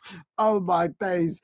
But then the last said, the Chelsea women they are causing more scenes. And Lauren James is in the book with a yellow card on our Josie Green. I think that could have been a red card. Send her off. But as a quarter, 15 minutes have gone by, I said at the beginning of this that Crystal Palace women, the first 10 to 15 minutes will be absolutely crucial for them to settle in and taking the occasion, the circumstances. The Crystal Palace women are professionals. Laura Kaminski will expect nothing less for them to do what they've just done. It is Crystal Palace women on 15 minutes, nil. Chelsea women, nil. Chelsea women have had the ball in the back of the net, but Lauren James' goal was disallowed. Thank God there has not been a serious head injury to our Veje, our defender. She's okay. I mean, it's just ridiculous. I mean, it's absolutely ridiculous that the referee managed to find the yellow card for one of our players within 4 minutes. Typically, always when we play against Chelsea, whether it's the men or the women, the referees always find their cards very happily for us, and then it's taken them 15 minutes to find a card for Lauren James of Chelsea women. It's just the same. And I'm going to say it before, and I said it, jammy Chelsea when it comes to them and their refereeing helpers, as I call them. Absolutely fuming on that. But yeah, big up to you, Steve V. Chelsea women will win. Yes, that's right. Big up to you, Stevie. Stevie. Oh, yes. What are you saying? Chelsea women are going to win? No. I read that wrong. Now, hold on a minute. Hold on. Backtrack now. I'm not having that. What are you saying, Steve, about Chelsea women are going to win 4-0? What are you talking about? We miss Lexi Potter. Of course, we're missing Lexi Potter. I wanted her to start today, but because she is contracted. Listen, Lexi Potter was loaned to Crystal Palace women last season. She was absolutely amazing. Attacking midfielder. For me, she's also a brilliant defensive midfielder. Her tackles are always on point. I've said it before and I'll say it again. Lexi Potter, who's a Chelsea player, but she plays for us at Crystal Palace. She's absolutely brilliant. Look out for two names out there in women's football. Lexi Potter and Araya Dennis.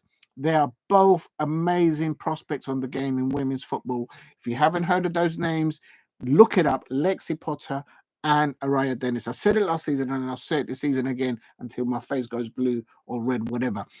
But big up to you, Stevie. How could you come here into the chat and say Chelsea women are going to win 4-0? Listen, last season in the FA Cup, you only managed to do that little backflip from your striker there and you won by 1 goal only. And the referee was giving you all these favours. Real talk. The referees are always helping those Chelsea players, whether it's the Chelsea women or the Chelsea men. It's just always the case. Yeah, she's back on loan. I didn't see that. Yeah, she's back on loan with us. She's absolutely brilliant.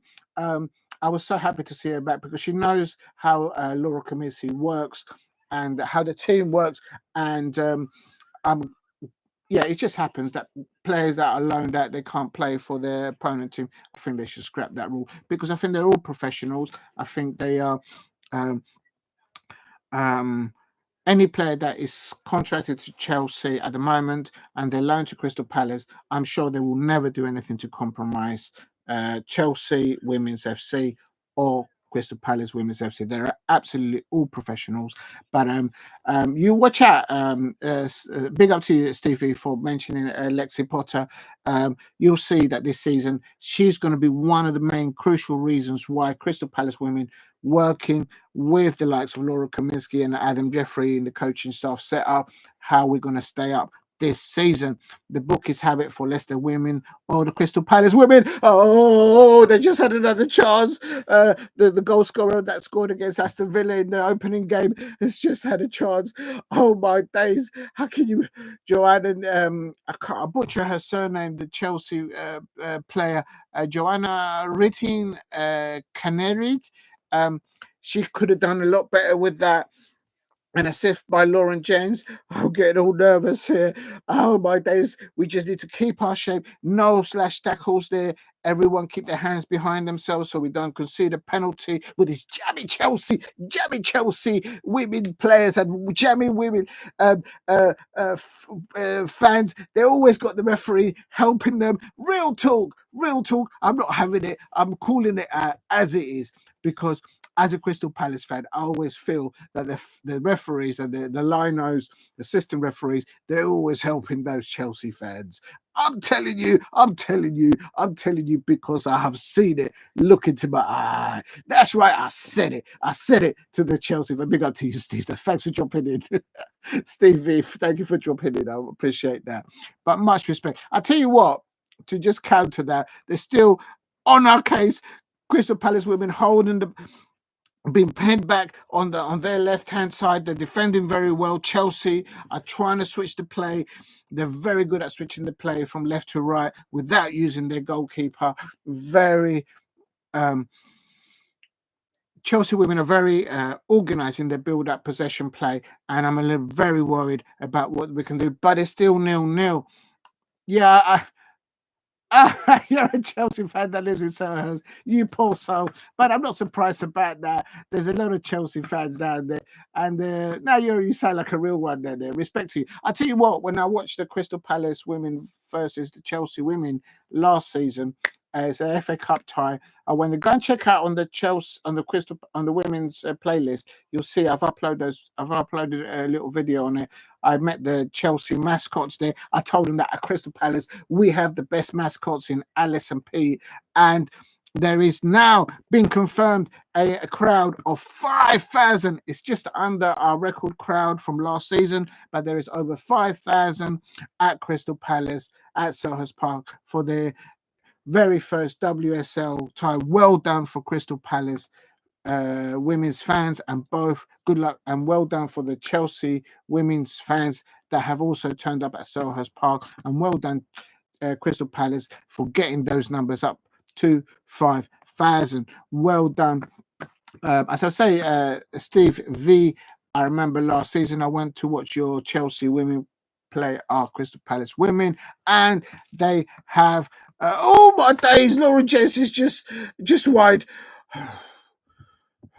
We can't keep giving that. If she keeps giving those opportunities, oh my days, can Lauren James just please just have a day off? Have a day off, please, please, please. And Crystal Palace women, oh my days. Oh no. Oh my days. Crystal Palace. Paige Riley! Oh my days! There's an opportunity for Crystal Palace women, and she just couldn't take her first time. Oh my days! And a good save from the Chelsea goalkeeper, women's goalkeeper. But that was a good opportunity there for Crystal Palace women. I told you that we could get to them. I told you. There you see. I said it. But hopefully the referee won't keep helping the Chelsea women. As I said at the beginning, the referee managed to find a card against our Annabel Blanchard. How dare the referee give Annabel Blanchard a yellow card within 4 minutes of the match? I mean, what's all that about?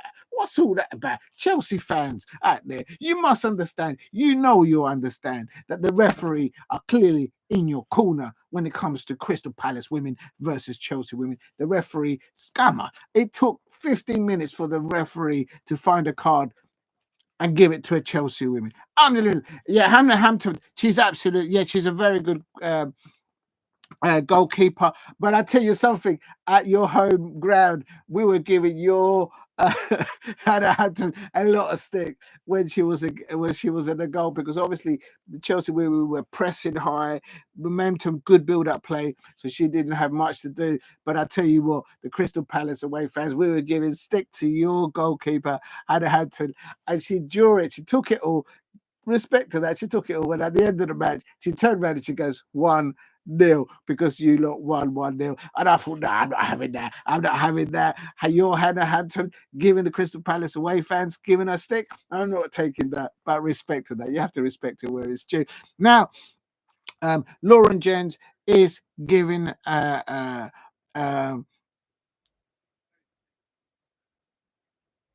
trouble, but it's I would say that she's not firing on. We'll touch a bit of wood. She's not firing on all cylinders at the moment. Thank God. Please have a day off. Now, oh my days, the goal scorer that scored for Chelsea against Aston Villa women, she's just got in behind the defence, but her first touch lets her down, and our defender Felicity Gibbons deals with that. Felicity Gibbons, for me, is absolutely formidable at reading those situations where they have to be on point. We're having the likes of Johanna Rytting Kaneryd and the likes of Lauren James, to say the least, up there at top facing against us. So she's doing an amazing job thus far. Our Felicity Gibbons and our captain Aimee Everett as well.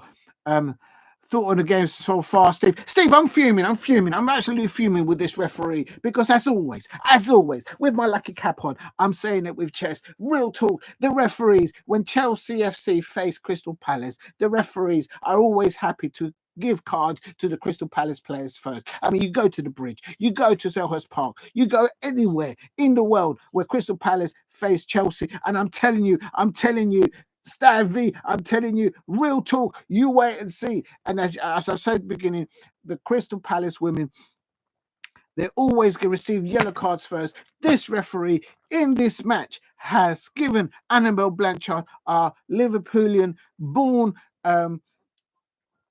player, Annabel Blanchard, she's given her a card within 5 minutes. I think it's in the third or the fourth minutes. The referee blew the whistle, started the match, and this was like, where can I give a card to the Crystal Palace women player? Where can I get a yellow card to them? That's what it was. They weren't even looking at the play. That's what happened. Real talk. It's always happening, and it took 15 minutes for the referee to find the will, the endeavour, the desire, and the actual action to get the card out and give it to Lauren James on the 15th minute.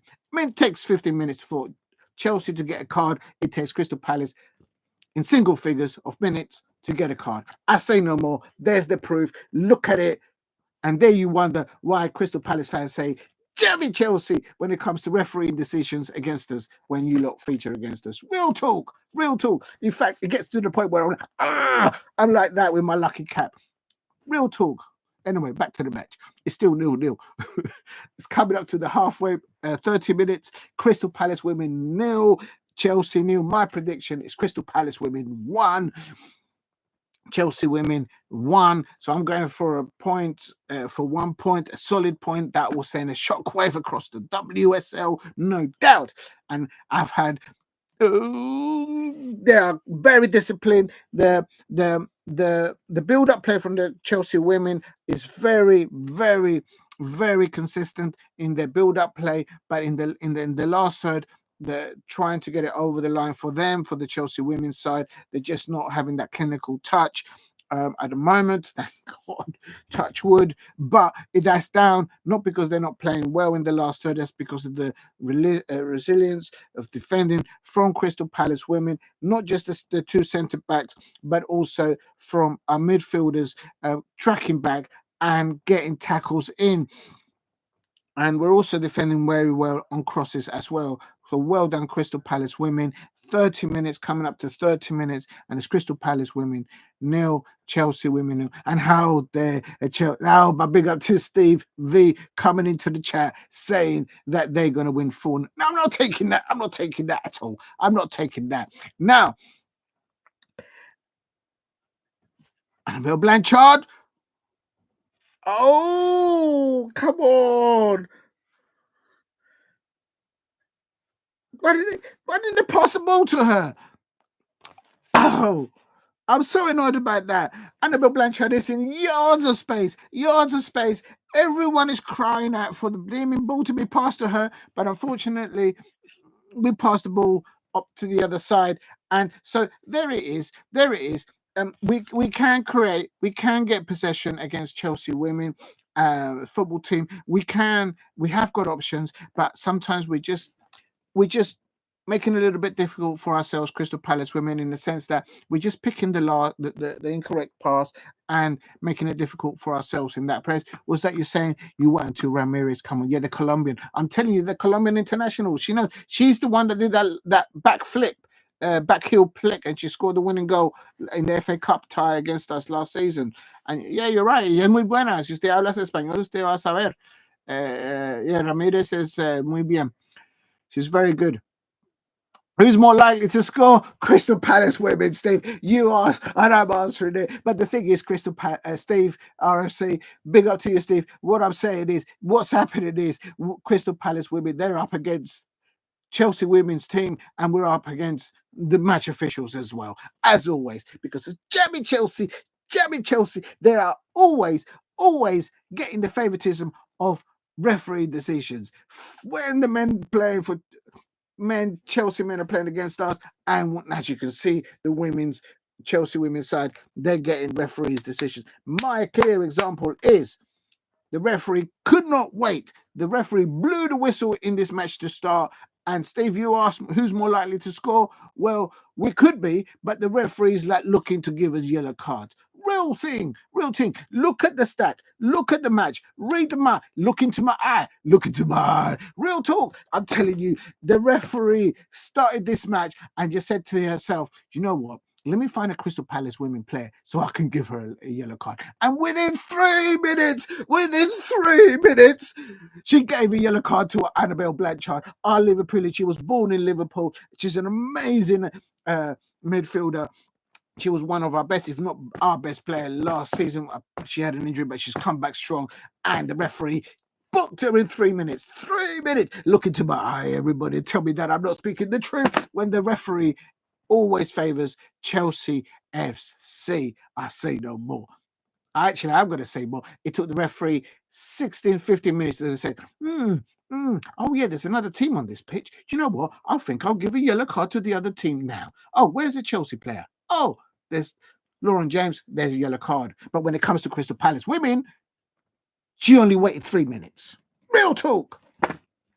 I'm saying no more. So, Steve, you say who's more likely to score? At the beginning, it was Chelsea women, but now Crystal Palace women are up against the referee and Chelsea women.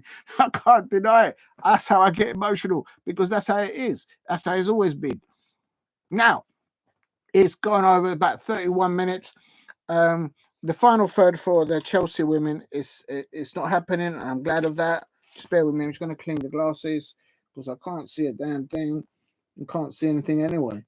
I think that's making it worse. That is making it worse. A minute. Oh. Yeah, I can see you all.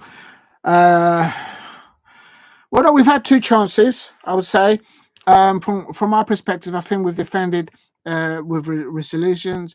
We've been composed. We've been disciplined in our defending. We've had, I would say, 2 opportunities to get at the Chelsea goalkeeper, which is a very experienced goalkeeper in Hatton, and but sometimes when we do get hold of possession of the ball, on 2 occasions, I've seen, certainly on one there, where we could have passed the ball to Annabel Blanchard. She was like, give me the ball. Even the crowd, even I from here was saying, give the ball to Annabel Blanchard. And we just picked the wrong pass. But that's okay. Because at the moment, we're coming up to about 32 minutes, and it's Crystal Palace women 0, Chelsea 0. It's... There was the changes up top. The Chelsea manager. Oh my God! I shouldn't have to look after her name. It's Sonia Bombasta. She's a new manager for Chelsea. She is. She changes her top players up top. Steve or anybody else out there listening. So that's kind of helped us a little bit. But Crystal Palace women are very disciplined in our defensive, and we're preventing them from getting over the last third in the final shot towards our goalkeeper. And let it continue. At the moment, it's coming up to about 33 minutes, and it's still Crystal Palace women 0, Chelsea women 0. My prediction is Crystal Palace women 1, Chelsea women 1. So I'm going for a point. I'm looking for us to score first, So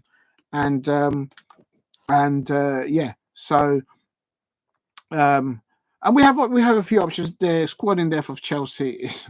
I'm not even going to read that bench again because it just makes me more worried than it is. But we're going to have a 35 minutes going into 36 minutes. Crystal Palace women are defending well. They are concentrating there. And Sonia Bombasta and Laura Kaminski are on the touchline, giving instructions and encouragement to their sets of players. It's interesting to see, but for me, a very, very positive first 35 minutes from the Crystal Palace women thus far, and long may it continue. That's discipline, that's organization, that's everyone knowing where they have to be and not getting pulled out of positioning, because the Chelsea are well renowned for their midfielders to pick lines, gaps where players have been brought out of position, and by means they've got Lauren James up there. She doesn't need to be asked to play the ball forward, whether it's with the left foot or with the right foot. Lauren James can hit the ball with both feet. And she's also a very formidable header of the ball as well. No! Oh, there we go. Oh, Lauren James. It's gone over the bar. It's gone over the bar at 36 minutes. No, you're oh, it's over the bar. It's over the bar. And it's a header football. And it's oh my days. Lucy Bronze, what are you doing to me? Don't let her have a free header like that. We can't let her have a good header.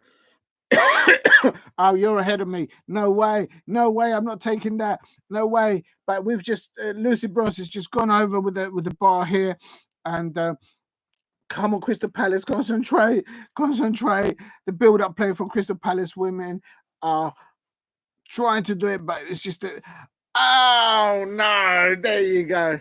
Chelsea have scored. It was coming. Oh, that hurts. Oh, I feel it for the Crystal Palace women after 35 minutes. Oh, they've just stepped up 2 notches of levels there. And oh, you were right, Steve V. It looks like your Jones scored there. Oh no, I'm absolutely gutted after all that effort. I was kind of hopeful that we would score first, and she's got a dual name, AGGIE BEEVER-JONES. She was brought in by the manager to start today. She didn't start against Aston Villa, and she's found some space there, and yeah, that's not going to get ruled out. Oh no.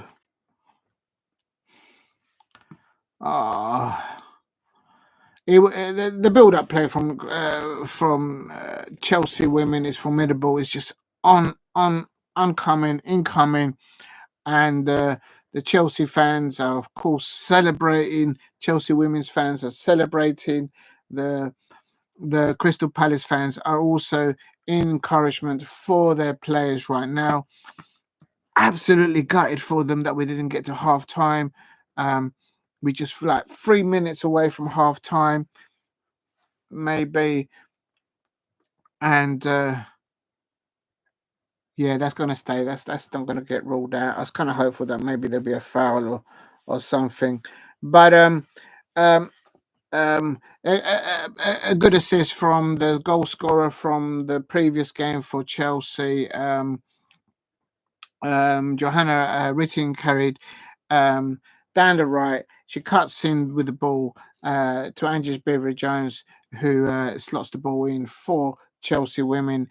And it is now Crystal Palace women 0, Chelsea women 1. I'm actually in bits hurt because we've done so well for the first 30 minutes.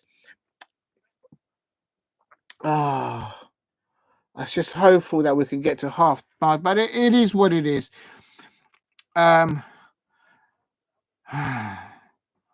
We need to, if we get a chance on the Chelsea goal, we've got to make don't freeze, please. We've got to make their goalkeeper Hampton work for the ball, and hopefully she'll make a mistake, but she's very unlikely to make mistakes. And so the way we did so well in the first 30 minutes. And slick passing, good build-up play from the Chelsea women, and it just opened us up. And it's one of those. But we'll go on. Game on. Game on. Welcome to the day. Believe me, I was at the top of the hospital women team last Sunday, mate.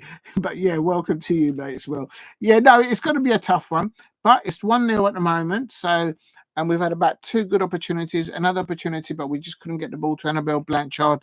So we needed like a really big foul up from one of your centre backs, centre halves, and also maybe perhaps a set piece. Maybe we can get something. We know. As a Crystal Palace fan, I know I'm not going to get anything from the referee, especially when we play against Chelsea, whether it's Chelsea women or Chelsea men. We just don't get anything from the referee. Real talk. But enough of that. No, I'm still positive. I'm still happy with the performance from the Crystal Palace women in the first 30 minutes. Just a bit of extra quality from from the Chelsea women there, with the goal scorer that scored against Aston Villa in the opening match, Johanna Rytting Kaneryd. I hope I haven't butchered her surname. And very, very good striker. But the way the way she cuts the ball back towards AGGIE BJÖRN, it's a good build-up play for them. I can't deny. So you can't deny that. It is important. It is imperative that we get to half-time just 1 down. It is absolutely imperative. If you're new to the channel, please subscribe at Diego C. Palace. It is I'm absolutely hurting. My heart is hurting me for the Crystal Palace women, because they've done so well in the opening 35 minutes. But Chelsea, extra quality in build-up play, which has been consistent from them throughout the first half. We have had 2 or 3 chances against the Chelsea women, but not enough to make too many hard questions on the Chelsea women's goalkeeper Hampton. For me, I think Crystal Palace women should carry on doing what they are doing, keep working with their positioning, their focus, and with it being 1-0, my prediction was Crystal Palace women 1, Chelsea women 1, but I was hopeful that we will score first. But obviously now Chelsea women have scored first. There's a bit of extra quality from them, and this is the Women's Championship. Now you play against the best team in the world. Listen. You're talking about we're playing against the best team in the world. You want to look at the net spend that Chelsea women have spent in the last 3 financial years in comparison to what Crystal Palace have had. You guys, there's no comparison. There is no comparison. So we're up there. We've given you a good 35 minutes, and it's taking you 35 minutes for your world club team, Chelsea team. Not really. No, there's a respect. Listen, I respect the Chelsea. Of course, I'm hurting for the Crystal Palace women right now, but there is levels to levels, and the inward investment that Chelsea women have had, and because of the success that they've had in the last Emma Hayes and all that in the last 3 to 4 years, Chelsea women have set the benchmark for all other teams to try and get to. Now, at the moment, she's offside. Oh, all right, never mind. But yeah, so no, listen. For you guys being the best team in the world for 35 minutes, it was 0-0. So, and you've had, millions and millions of pounds spent.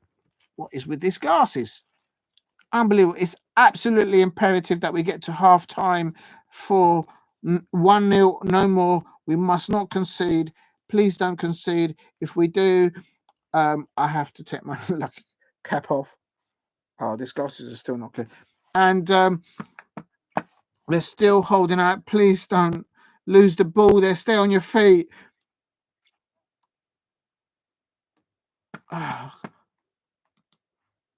We cannot go in with another goal down. It's just Crystal Palace women 0, Chelsea women 1. and it's, what are you waiting for, ref? Blow the whistle for a half time. What's wrong with you? I know you probably, you know, always.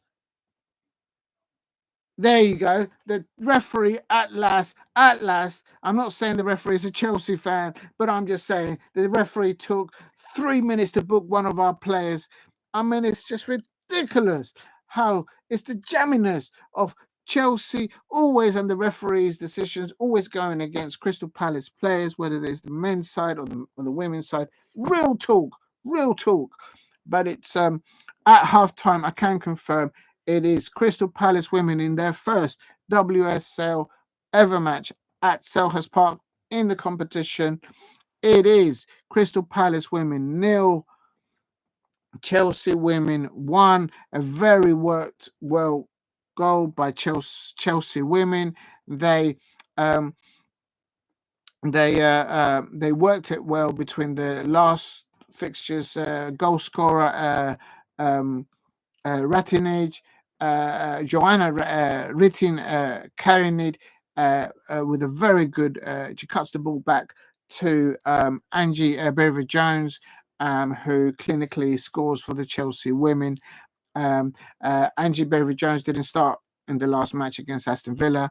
The new Chelsea manager Sonia put her on today, and it is a half-time. Crystal Palace women 0, Chelsea women 1. I'm happy. Is the game being played at Selhurst Park? Yes, it is. It's our very first. Yes, it is at Selhurst Park. We have 2 home places where we play our fixtures, because it's the very first home match for Crystal Palace women ever in the Women's Super League. They've decided to put it on a Friday. If they would put it tomorrow or Saturday, I would have made it to the match. But they put it on Friday, and I've got things to do, and I just could not get away from it. Could only just do a live stream for it. But last Sunday was our first ever match in the WSL. We played away at Tottenham Hotspur. I was there. Please go and watch my match reaction if you can there. I made it. And we played against Tottenham Hotspur women. Unfortunately, we lost 4-0. The scoreline doesn't represent the effort of the players. But yeah. Oh, right. It doesn't matter if you're around the corner. Oh, that's even worse if you live around the corner next time. Yeah, no, I don't know when the next match will be at Selhurst Park. I went to both of the Selhurst Park fixtures last season. One was against Southampton, the first one, and the second one, if I'm not mistaken, the last one was the last day of the match against Sunderland, where it was 1-1, and the Crystal Palace win. They became Barclays women's champions of the championship. So you don't become champions without knowing how to play the game properly. That's why for 35 minutes up against a world-class Chelsea side with a very, very good new manager, Sonia. I keep butchering the surname. Sonia Bambasto. I shouldn't have to look up that name. She won the championship in France last season. So it's one of those. If you're new to the channel, please subscribe at Diego C. Palace. I'm covering coverage for women's football, for men's football at Crystal Palace. I'm also covering European football. If you look at my previous watch-alongs. No, mate, I'm not in Crystal Palace, but I do live in South London, but I don't want to say precisely where, mate. But it's I'm actually gutted for the Crystal Palace women in the sense that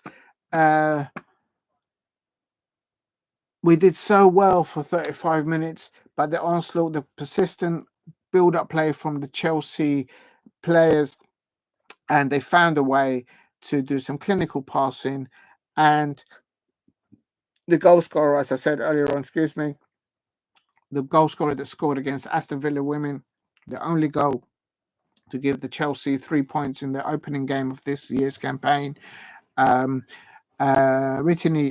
Kaneryd, she scored against Aston Villa women today. She's turned provider, very good cut back off the ball, very good on the ball, and passed the ball up to BEEVER-JONES.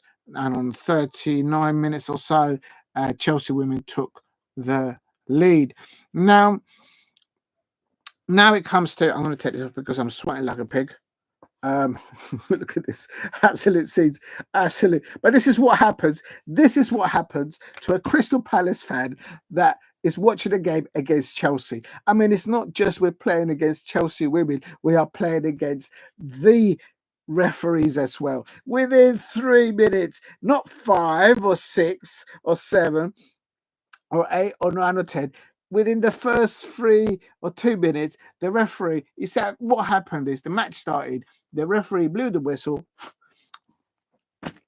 and said to herself, you know what, let me look for a Crystal Palace women player. Let me just find someone to give a card. And the first tackle that went in, boom, bish, bash, bosh, boom, the referee gives a yellow card to Annabel Blanchard, our Liverpoolian world star Crystal Palace women player.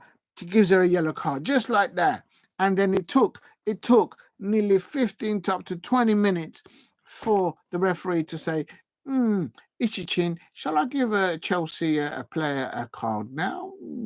Yeah, it's coming up to about 15, 16 minutes. There's Lauren James.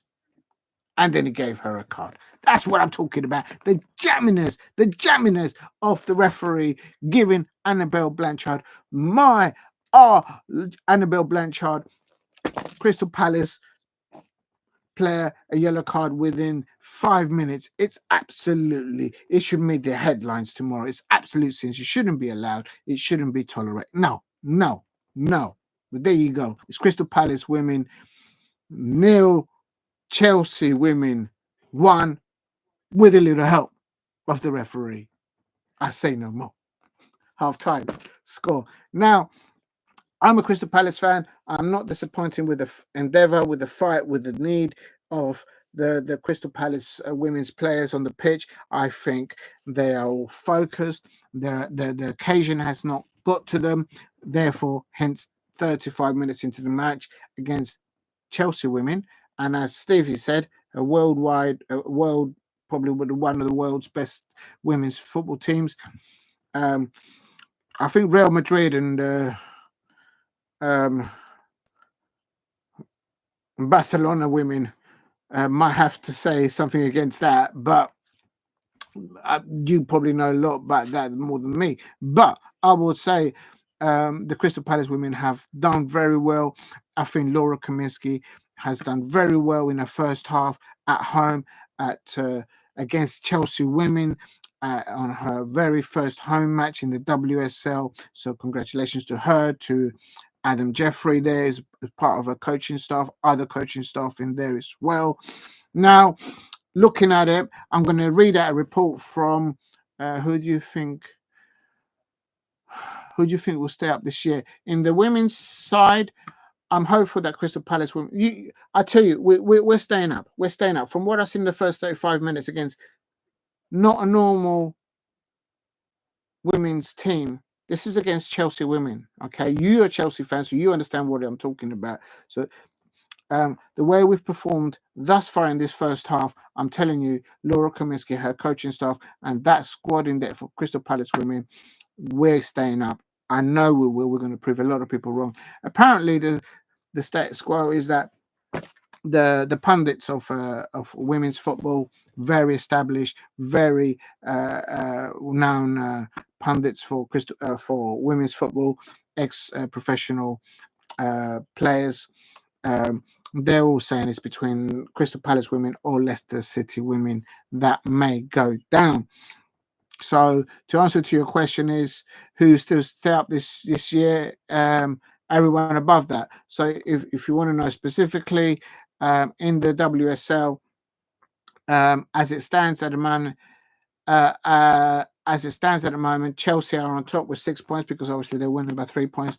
Brighton, Hove and Albion. Can someone please beat Brighton women's team or the men's team? That's all I ever ask. So if there's any jammy Chelsea fans out there, if there's any Scousers out there, any Liverpool fans out there, please just beat Brighton. That's all I ask. I don't ask for much. I don't want a blue badge. I already got that. I don't want an Easter egg. I've had that. I'm not looking for extra presents for Christmas. All I ask is Chelsea fans, Liverpool fans, Tottenham Hotspur fans, Manchester United fans, the Arsenal fans, Manchester City fans, Leicester City. No, I don't want you to win.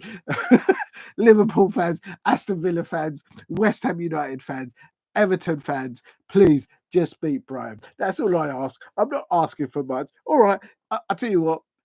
I'm asking for a win against Brighton, and I'll give all of you a biscuit. I don't know what to say, but it's all those teams in the WSL. It'll be between, I would say, Leicester City women, Crystal Palace women, and I don't know, maybe Everton, because there's a lot of structural changes at Everton as well. So yeah, so at the moment it could be any of that. Palace versus Chelsea tomorrow. What do you mean? No, Palace are playing Everton tomorrow. If you're talking about the men's side. So for me, yeah, no. Anyway, right. So back to the halftime, because they're going to come out soon. I'm going to read this report from, where was it? If I can find it again, it's a BBC reporter, Emma Sanders. Big up to Emma Sanders. I often look at what she reads, what she writes. Very good. And she goes on to, she says on her halftime, she's at Selhurst Park, and she goes on to say, Palace players are quick to head down the tunnel. Katie Estrangru ran from one end of the pitch to the other and was first down.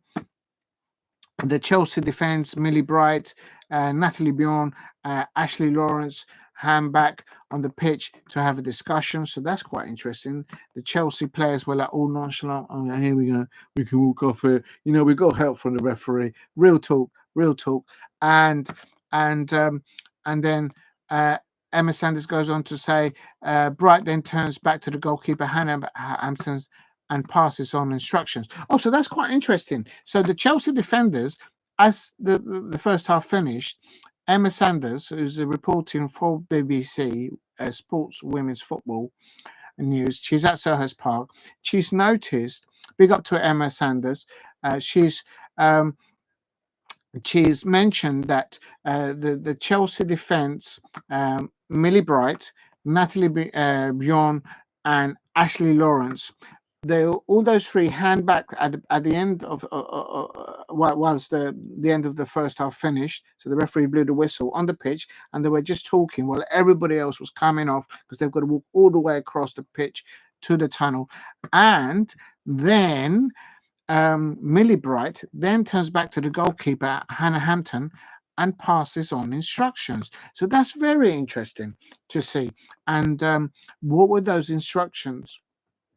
And so for me, I'm very happy with the performance thus far for the Crystal Palace women, and absolutely proud of their performance against a world-class, as you pointed out, Steve Fee, worldwide women's side. But before I go on, if you're new to the channel, please subscribe at Diego C. Palace. I do coverage on Crystal Palace women, other women's football teams as well. I do coverage on Crystal Palace men's fixtures, home and away. If you're a Chelsea fan like you are, Stevie, if you go into the playlist at Diego C. Palace, you'll be able to see how I had a selfie with and met your players at the end of the match or before the match. Not just so it's all there. You can have a look at that. You can see how your players when they arrive at Selhurst Park. It's all there, and there's shorts and there's long videos if you want to have a look at that. And it is Crystal Palace.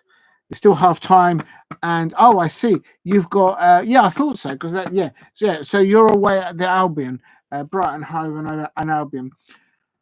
Oh, I see why you're looking a little bit a little bit worried with that. Hold on a minute, I'm just gonna have a little biscuit because I'm like thirsty and hungry. 1 second, Steve.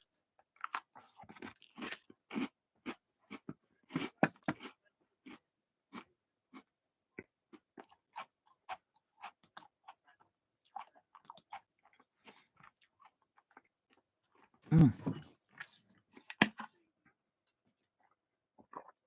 Mm. South London, I'm proud. That's right. Half time. In the old days, it would have been a couple of oranges. Real talk.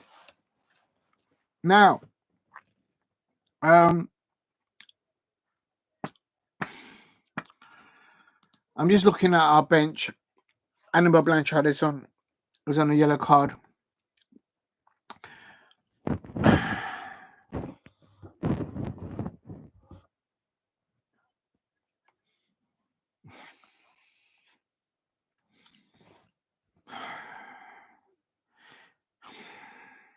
I was thinking of maybe they might bring Atkinson on just to give us a different type of opportunity to get at them. But I think Laura Kaminski will say to herself, we're doing so well in defensively.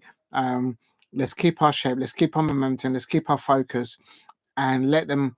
I don't think Laura Kaminski will make any halftime substitutions. It's just because we've got players that can't play because they are they play for Chelsea. They are Chelsea players and stuff like that. And here we go. The referee is about to kick off. Let's see what happens now. Come on, Crystal Palace women. Let's get one goal back. And oh, well, there you go. You're confident about tomorrow. You know what? I was at the bridge. You can check out. I've got some videos there. I was at the bridge at your football stadium. And on the counter, you cooked us, but that's because Mark Gejl just went ahead and Jean-Philippe Mateta missed the ball, and they just kicked off. Please don't lose the ball there. Oh my days!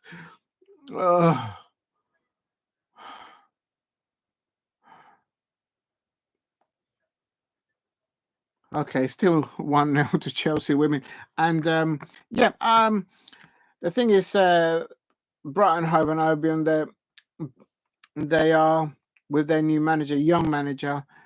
They're very confident. So, that should be a good match. I'm hopeful. I'm going to go for Brighton 1, Chelsea 3. There you go. I'm giving you a positive one there. Sta V, that's your name. ST. There you go, against the Brighton. So hopefully you'll beat Brighton tomorrow in the men's, of course. But today, right now at Selhurst Park, in the very first WSL home match for Crystal Palace women at Selhurst Park, it is currently, the second half is just kicked off. Crystal Palace women 0, Chelsea women 1. A well-made goal in the first half by Rytting Kaneryd, side-footed the ball to BEEVER-JONES. And although she didn't start against Aston Villa, she's been brought in this match, and she clinically well scored the goal for Chelsea women. But up to then and still now, the Crystal Palace women, I'm very happy with their performance thus far. They are very, very, very confident on the ball, and so let's just see. Oh, don't freeze now, please. Of all things, don't freeze. And it is 1-0. And Lauren James now has just won a free kick. Oh, no, please don't. Oh, Lauren James just won a free kick on the left-hand side. Oh no! This is what referees always giving decisions to the Chelsea players. Always the case.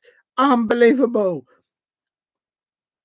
I don't want to agree with you, but I think you might be right. Oh no! Oh no! Chelsea's just scored. Oh, it had to be Lucy Bronson, it. It's my fault because I weren't wearing my lucky cap. Lucy Bronson's just scored for Chelsea women. Lauren James had won a free kick on the left side of the pitch. Oh, that hurts.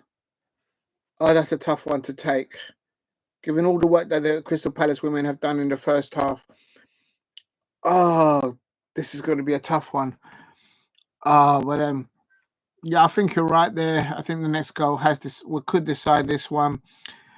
We needed to start the second half as we started the first half, but the Chelsea women are so clinical in their approach um to thing, and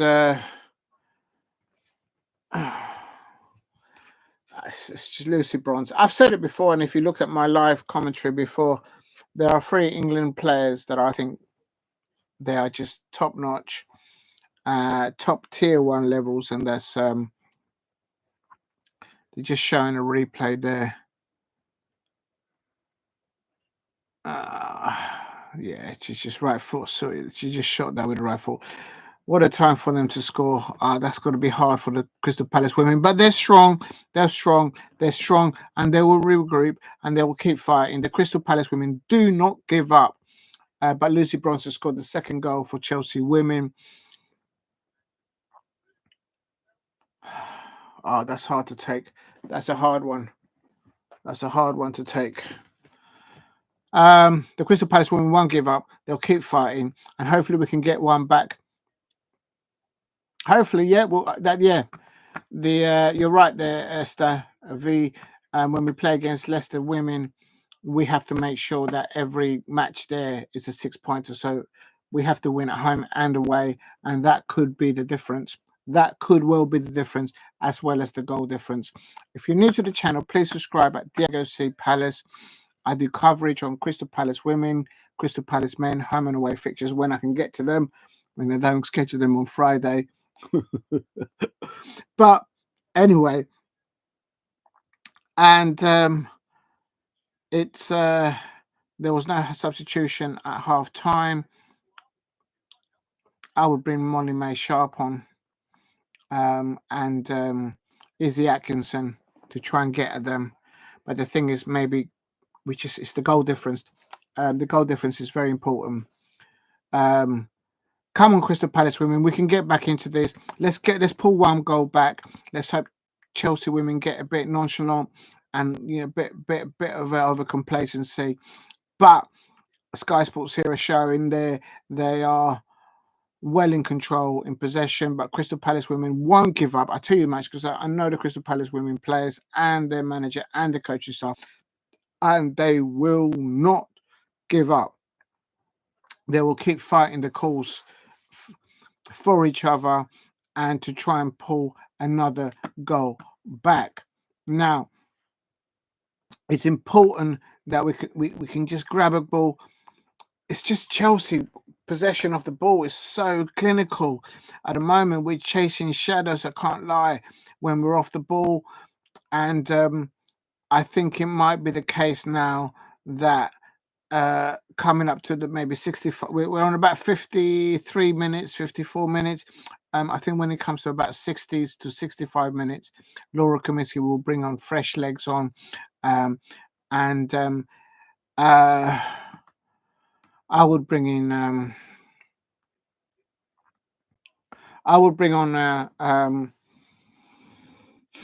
Izzy Atkinson and Molly-Mae Sharp, and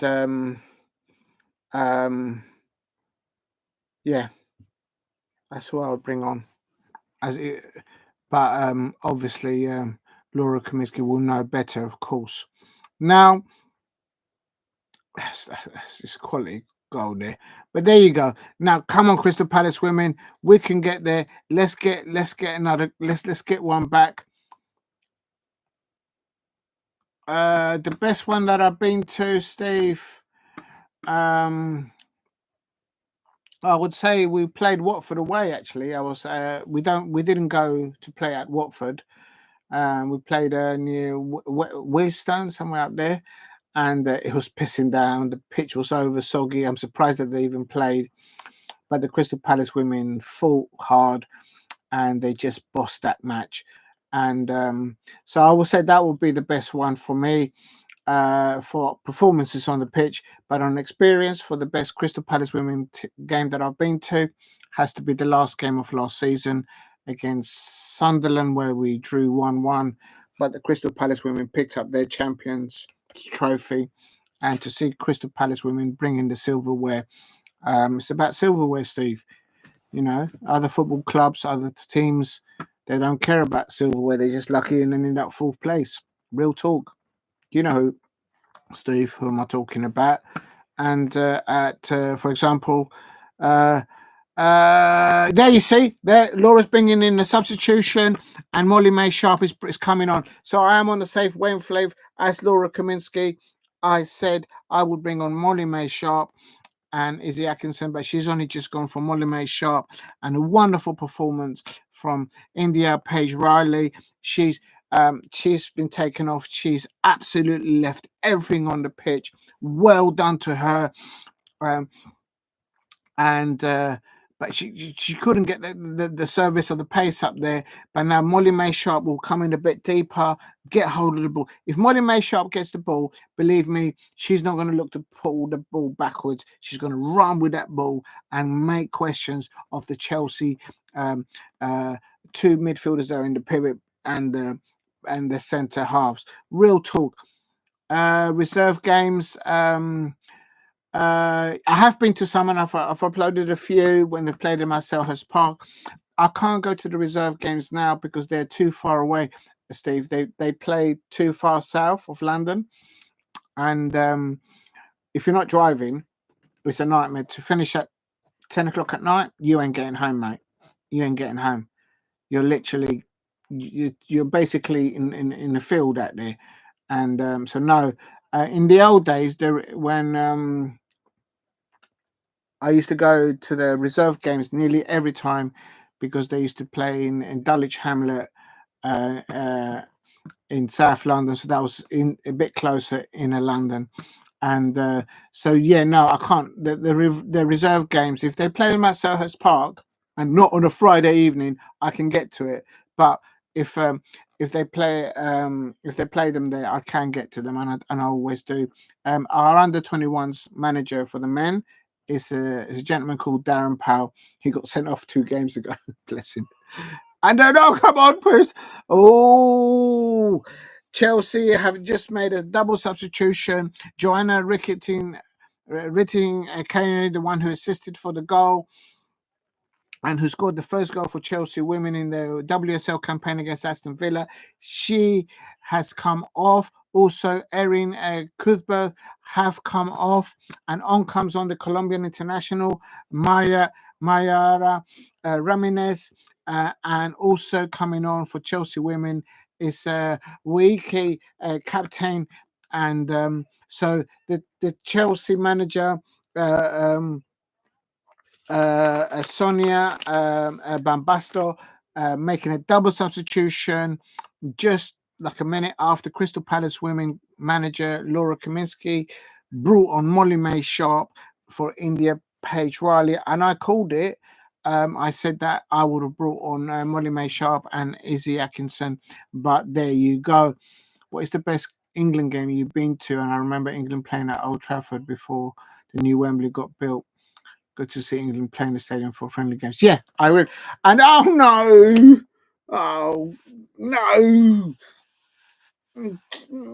oh damn it, Chelsea. But anyway, my best England game I went to, I would say is for emotion wise, I would say it wasn't really a really buzzing England game. But that was the last ever match between, it was England versus Germany, where Diti Hamann scored from that free kick. I was behind the goal, funny enough, in the German end, because that's all I could get a ticket for. And it was the last match ever played at the old Wembley, original Wembley Stadium. So for England, that was that for emotional.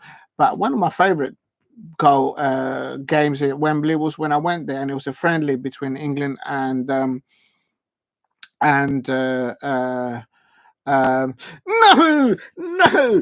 damn it.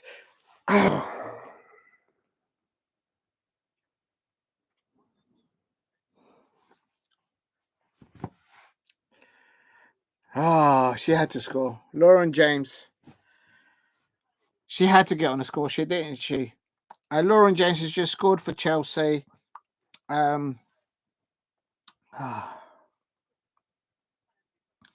It's now Crystal Palace women 0, Chelsea women 3, and Lauren James is a third.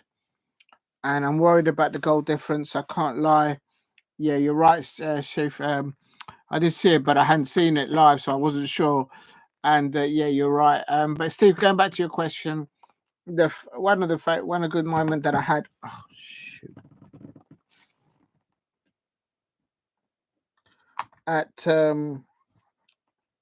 At the original Wembley Stadium, I was a friendly between and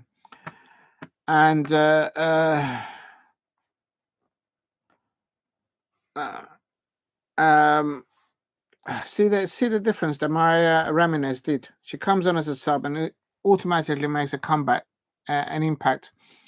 The Colombian international Mayara Ramírez playing up top with Lauren James. That link up play, that it's just levels. It's just, oh my God, that's got to be painful for the Crystal Palace women. But as I say, they're 3-0 down, and you watch this match, they will not give up. Laura Kaminski and her coaching staff and her players will not give this up. They will keep on working hard. And come on, Crystal Palace women, let's just peg one goal back. Let's just make 1 or 2 opportunities, and let's just grab a goal back. But going back to your question, Steve, there was a match, it was a friendly between England and Ukraine, actually. It was years ago. And went into Wembley. There was hardly anyone in there. And we can't concede another one. Oh, my God.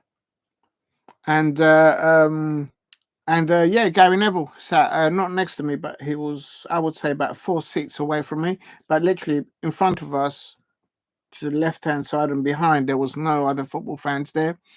So yeah, Gary Neville sat there, and I didn't have the gall to tell him that I was a Crystal Palace fan at the time. So that was a nice moment to sit next to.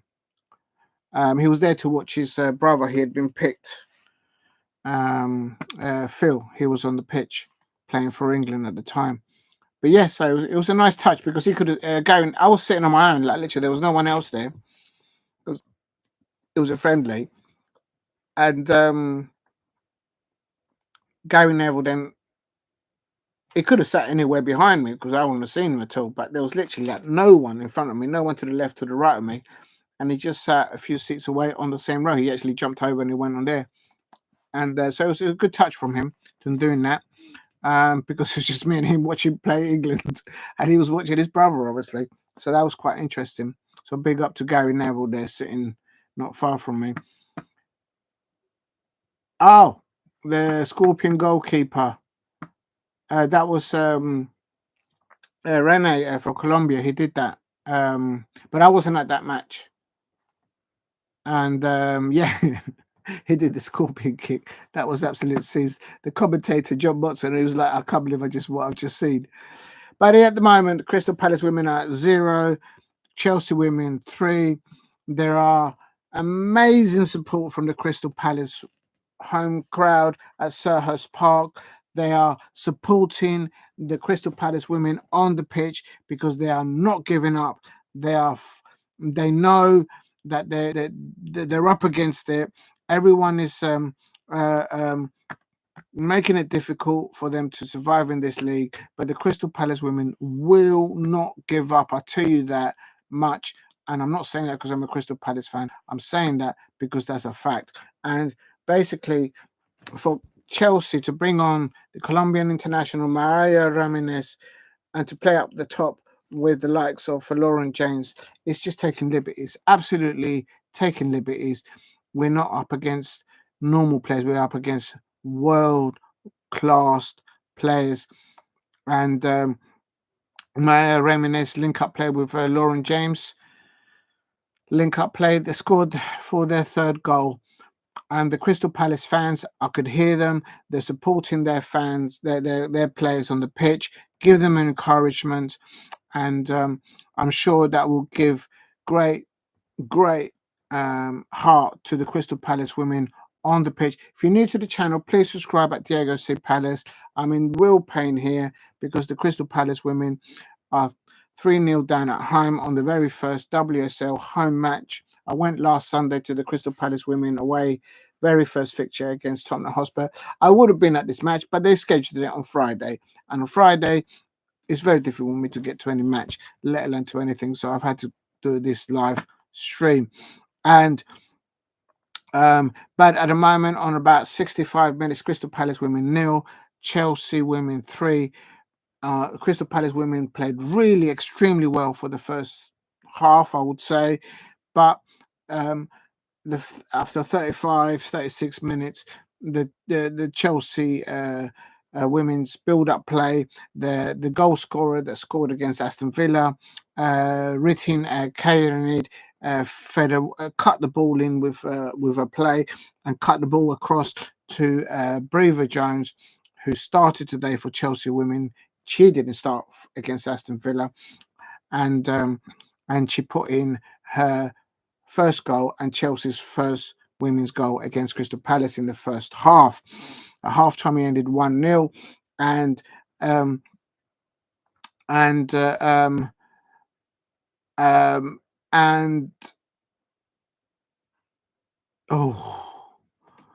that's good.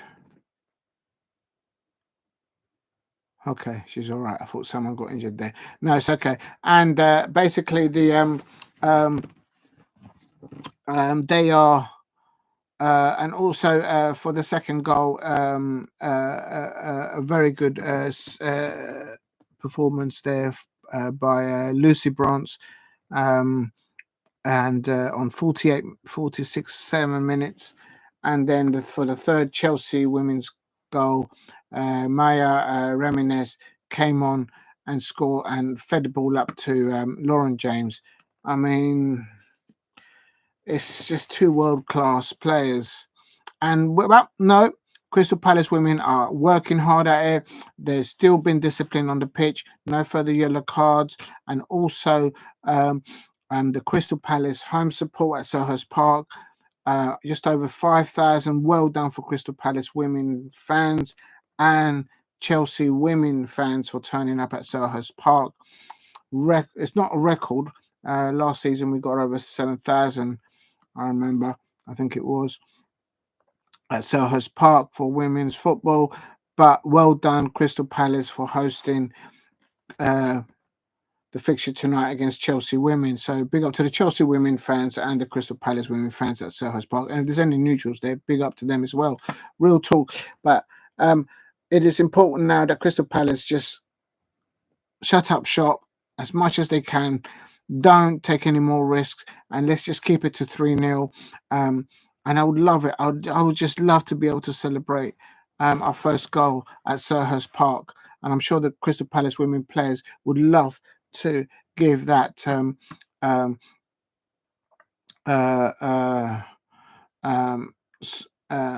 back to the fans that are supporting them right now. But at the moment, Chelsea are still in their tendency of dominance of possession. The way that they build up their play is so confident on the ball. They switch the ball mostly to the left-hand side, as I can see, and they're just so clinical and confident on the ball. Crystal Palace women are working hard in defence, staying on their feet, making sure they can't play lines through balls through them, stopping Chelsea from walking the ball into us. And but at the moment, coming up to the 70th minute of the match, it is Crystal Palace women 0, Chelsea 3. If you're new to the channel, please subscribe at Diego C. Palace. Also, please share and let other people know that I'm starting to do live streams, not just on Crystal Palace women fixtures, but also Crystal Palace men and European football teams that are from the Premier League as well. And also, I do a bit of wildlife in there. So go to the playlist and you'll see a section for wildlife. There's a section for women's football, of course, for what I'm doing today. And also, there, if you're a football fan from another club, if you're from Manchester United fan, there's a Manchester United in the playlist. There's content there. I've got so many videos to bring up still. I've got to pull my socks up on that. But at the moment, it is just gone out. It's just got to 70 minutes, and it is Crystal Palace women 0, Chelsea women 3. Oh, that just went wide. Oh my God. Oh my God. Come on, Palace women. Let's just get one back. Hopefully, I'm just looking to see only one substitution. Molly May Sharp. I had predicted Molly May Sharp to come on, and also, but Chelsea, the Chelsea manager Sonia, she's brought on Baltimore on 64 minutes, Parish on 64 minutes. So Lucy Bronze is now resting, having scored in this match. Also, Kaptein has come on for Cuthbert for Chelsea women on the 54th minute, and then also on the 54 minutes, Ramírez, the Colombian international, came on for the player that made the assist for the first goal, Rytting Kaneryd of Chelsea women. And come on, no, don't tackle her there. Keep this. That's okay. They're okay. It's still 3-0 to Chelsea women. And please don't concede another one.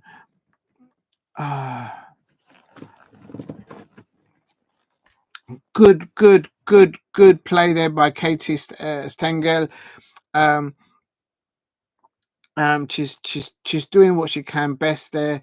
But she just can't ask enough of the Chelsea goalkeeper. Her name, of course, is Hannah Hampton. But well done, Katie Stengel. And nearly. She's just trying it. Yeah. So it's a good opportunity there. But I tell you something. If we can just get a little bit of lack of concentration from the Chelsea back line, we can get at them, and we can get one goal, hopefully 2 goals back.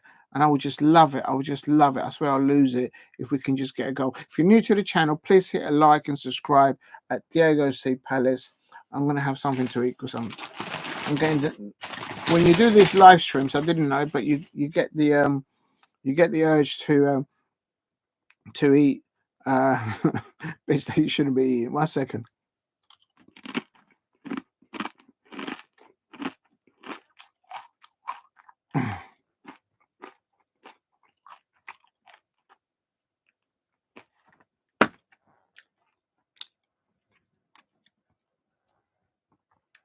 Chelsea women, the Chelsea manager Sonia has just made another substitution, a forward for a forward. They've got so much squad in depth. Chelsea, it's just ridiculous. It's like a Man City equivalent of the men's side.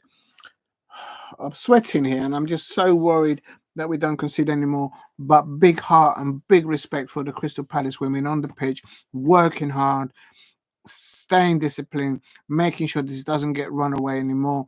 But Sonia, for the Chelsea managers, brought on Katrine Macário.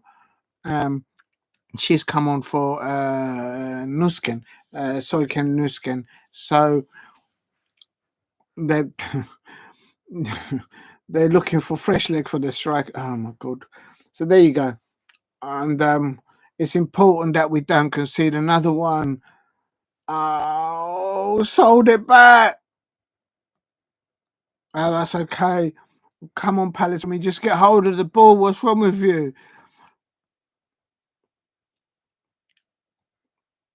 No. No. No. It's 4-0 again. It was 4-0 against Tottenham Hospital women. And now, oh, this is painful. Oh, this is painful. But is it offside? Is it? Ah! My lucky cap didn't work today. Chelsea women have just scored another one. It's Chelsea 4. Chelsea women's 4. Crystal Palace women 0. And a team goal. REITEN has scored for Chelsea women. Oh, that's a hurtful goal. Unbelievable. The Yañez of Chelsea. Oh, believe it. It didn't help that the referee gave a yellow card to Annabel Blanchard in the 3rd minute of the match, but I can't lay it all on that. The referee's done the damage at the beginning of the match, no doubt. And you had predicted 4-0. Oh, you're taking liberties now. Oh, did you predict 4-0? Let me go back. You did as well.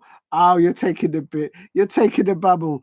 Steph V, you're taking the bubble. You're taking the piss. You're taking the bubble as well. Oh, you had predicted 4-0. Oh, no, this is very painful. I'm not taking. You know what? I'm so upset about this. I'm gonna eat a biscuit.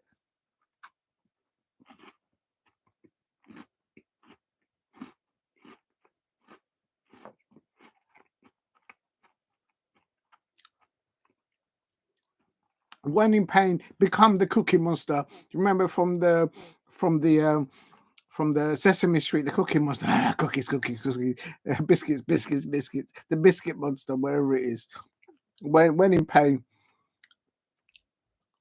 stock up on biscuits.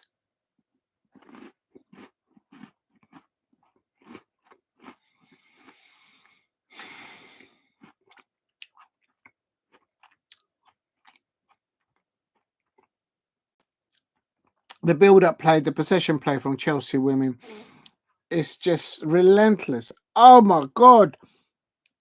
Oh my days! And they just opened us up. One touch passing between the Chelsea women and Guru Rytting gets the 4th goal for Crystal Palace women. My heart is breaking for the Crystal Palace women on the Selhurst Park pitch, but I can still hear the Crystal Palace fans supporting their players. So big up to them. The Chelsea women fans celebrating their 4th goal. And this is a hard one to take for Laura Kaminski. 2 matches in a row, 4-0 down, but it doesn't represent the endeavour that they did in the first about Tottenham Hotspur women. We did really well in the first half against Chelsea women today. We did exceptionally well. You can see that there's a different level of class between Chelsea women. And now that I was looking at because I went to the match against Tottenham Hotspur women, Chelsea women, the squad in depth that Chelsea women have in depth is just absolutely ridiculous. It's like the men's side of the Manchester City bench, and oh my God. No, it can't be 5. No way. No, it can't be. No. You're taking. No. I'm not having that. I'm not having that. I'm gonna eat some more food then. If they've scored another 5th goal, I'm gonna just carry on eating. I'm not even gonna commentate. I'm just gonna carry on eating.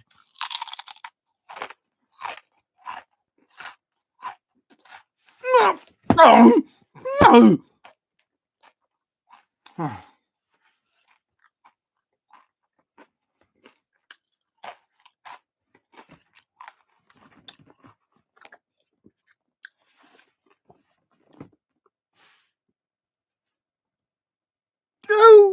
It's allowed. Chelsea women have just scored the 5th. That's a knockout blow. That's a knockout blow. That's like Dubois, and I'm like Anthony Joshua. I'm like, poor. I'm knocked out. I'm like, I don't know where I am. That's a knockout blow. There's no need. All right, just calm down now, Chelsea women team, please. Because the thing is they're 5-0 up now. Just take it easy, please, because the Crystal Palace women, they will keep going, they will keep fighting. But now 5-0, and for Chelsea women, Nathalie Björn just grabs another one, and we're only on 78 minutes or 76 minutes. Oh, that was painful. That was painful. If you're new to the channel, please subscribe at Diego C. Palace. I can still hear the support from the Crystal Palace home fans supporting their players. Big up to the Selhurst Park crowd. And it's AJ. I tell you, man, I've been knocked out, man. I was hoping that, I've always been in AJ's corner, but I tell you, man, this is like a Dubois sort of stepping in and using the left hook, and then boom, and I'm down and out. I mean, the squatting there from Chelsea women is like the power blow that Dubois hit on AJ, man. Real talk, man. Pound for pound, I am not tapped, man. Nah, blood. Nah, I'm losing it. And I can't even blame the referee on this one, because it's always the jamminess of Chelsea that they get from the help from the referees, whether it's the Crystal Palace men or the Crystal Palace women playing against us. But real talk, I can't even throw it at them with that. I can for the first half on this. Real talk. I mean, the referee had to book one of our players. The referee started this match. And he blew the whistle. She blew the whistle for the start of the match, and then within 1 minute, she was looking around only at the Crystal Palace women, saying, "Right, let me see who I can book. Let me see." She didn't even wait. The Chelsea referee looked around within 5 minutes, looking around at the Crystal Palace women, and she picked on Annabel Blanchard, our Liverpoolian, our Scouser from Liverpool. Annabel Blanchard, she gave her a yellow card in the 3rd minute, not in the 4th or the 5th minute, but in the 3rd minute. The Chelsea referee, gave her a yellow card. Absolutely, that's a knockout blow from the beginning, and that's just ridiculous. But then after that, I cannot deny the squad in depth, the build-up play from the Chelsea women was gradually picking up spaces. And I tell you this much. But I'm very proud of the performance of the Crystal Palace women in the first half. We did even better than what we did at Tottenham Hotspur women. We went in 1-0 against a very, very, very squad and depth, built-in, established, and very disciplined Chelsea women's side. We only went in 1-0, but unfortunately now it's coming up to the 80th minute, and it's Crystal Palace women 0, Chelsea women 5. This is a hard blow to take. This is I feel like AJ on the canvas right now saying, what has just happened? Where have I just been licked on the chin by? I mean, it's just, let's have a look.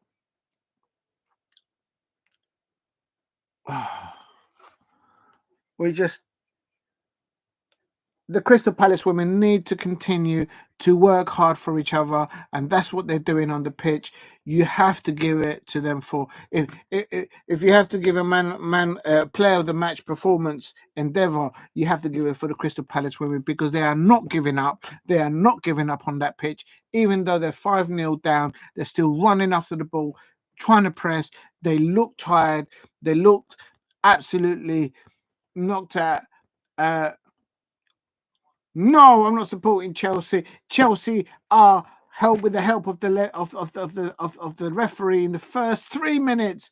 Your referee gave a yellow card to our creative player Annabel Blanchard. I'm not taking that. I'm not taking that at all. The referee, whenever it comes Chelsea FC against Crystal Palace, the referee always looks to book our players or book our manager. Every time our managers goes to the bridge, they're always getting booked. Real talk. Go and look at the stats. Don't ask me. Go and look at it. Look into my eye. It always happens. Real talk.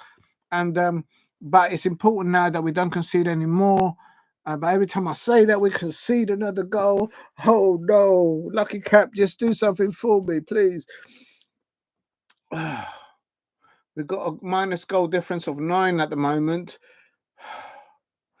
This is hard to take.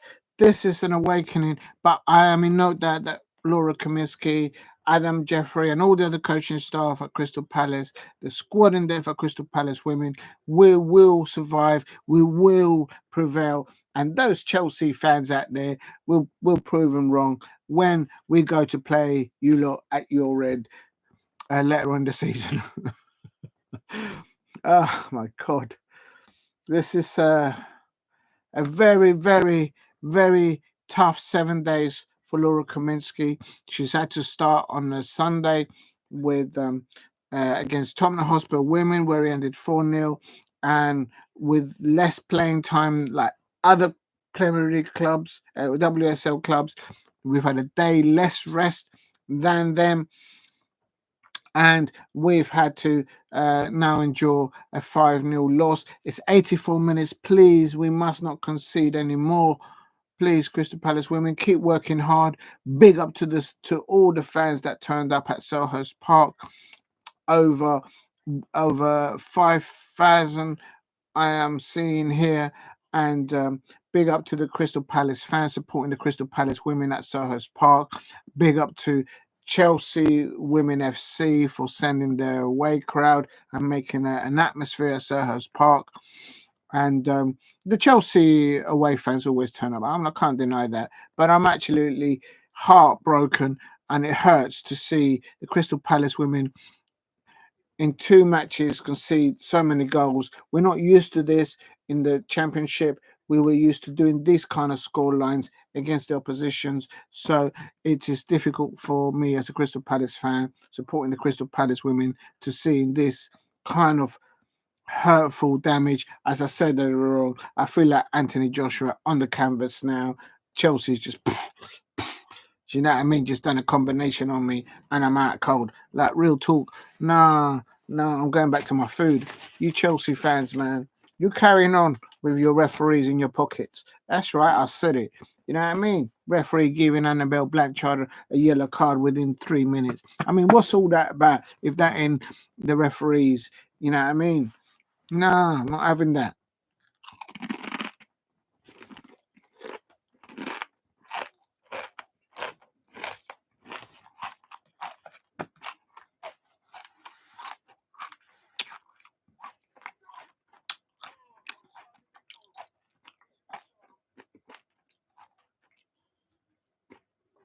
In all the years that I've seen Crystal Palace women play live, home and away, of course I'm not watching this live because I'm not at Selhurst Park.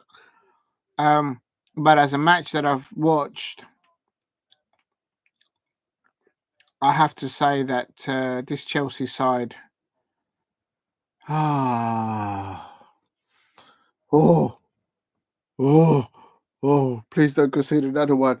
No. What do you mean you want 6? What's wrong with you Chelsea fans out there that you want a 6th goal? What's wrong with you? You already got the referee in your pocket, and no doubt the linos as well, and the VAR assistant up your what's-its. I'm not even going to say where. But I tell you something, and you want 6. You want no, you ain't having it. You ain't having it. You're taking liberties. And it's coming up to the 90th minute. I don't think there'll be that much extra additional time. The good thing, there are good things. Good first half from Crystal Palace women until the second goal that we conceded in earlier on in the second half. I am absolutely ecstatic of the performance of the Crystal Palace women. Performance, and thereon afterwards they haven't given up. They're running at it, making sure that we don't concede anymore. I've got to feel it for I'm feeling it in my heart for Laura Kaminski, our Crystal Palace manager. I'm feeling it for Grace Williams, our head of football at Crystal Palace, because there is a lot of work that they've done pre-season, through the transfer window, up to this moment in the beginning of the season in the WSL. And the first match we conceded 4, and now it looks like it's going to be 5-0.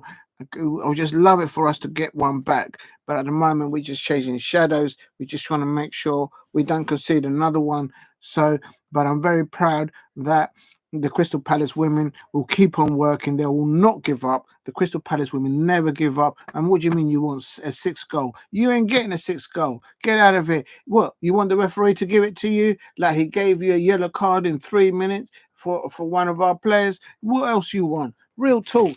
Geminus of Chelsea fans. Real talk. Nah, I'm not taking this. I'm not taking this at all. You know what I mean? Whether it's the Crystal Palace men playing Chelsea at the Bridge, they always have the referee in their pocket. Man, real talk. Always our Crystal Palace managers always get booked there. Real talk.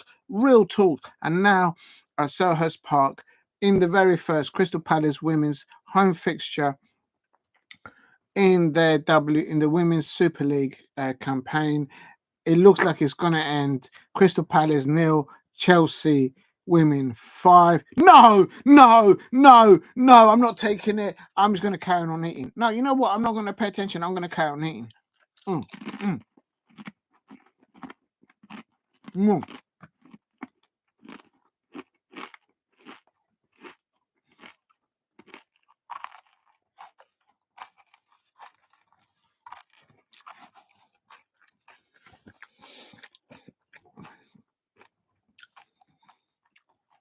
No, that's okay. You must be like 2 minutes ahead of me because I ain't seen no 6 goal. No way. Oh, oh no, Sonny.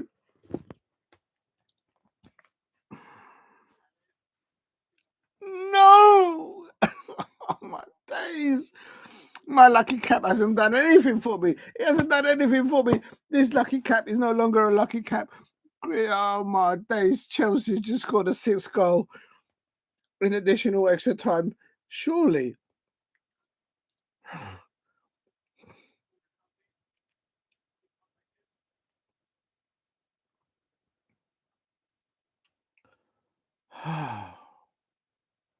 Oh, this is hard to take.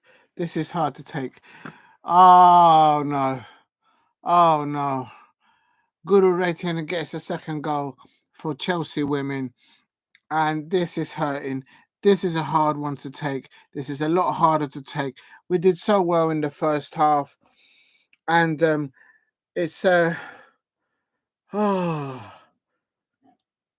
I tell you what, from what I saw in the first half, I'm happy that we will prevail in this league because I can't believe that every opposition that we face is going to be as good with the squad in depth that Chelsea have.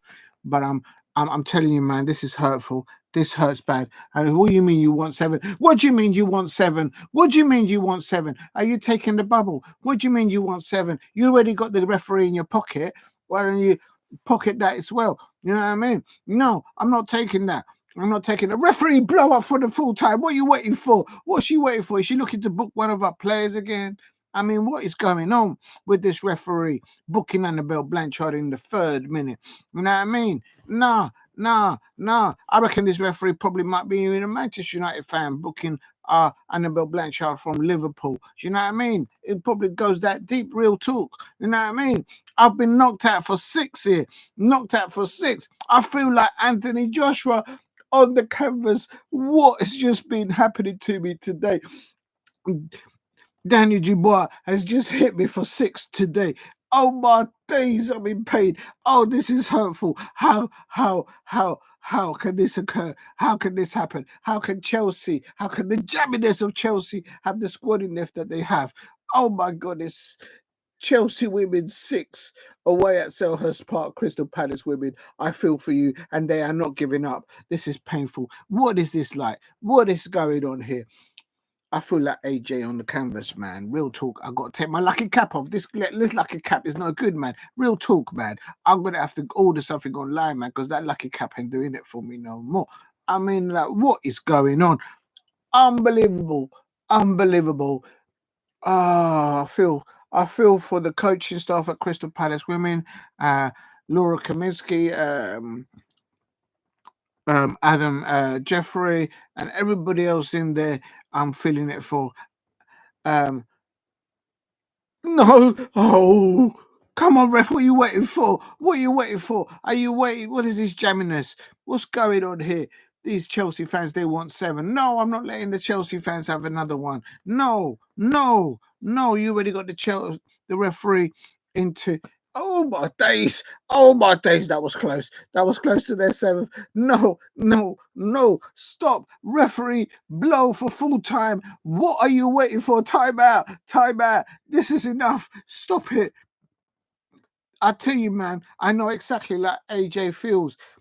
Just been hit for 6 knockout combination, and Daniel Dubois. What's going on here?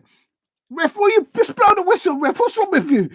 What's wrong with you? This referee booking Annabel Blanchard in the 3rd. What is wrong with her? What is wrong with her? Come on, blow the whistle for full time. It's done. It's done.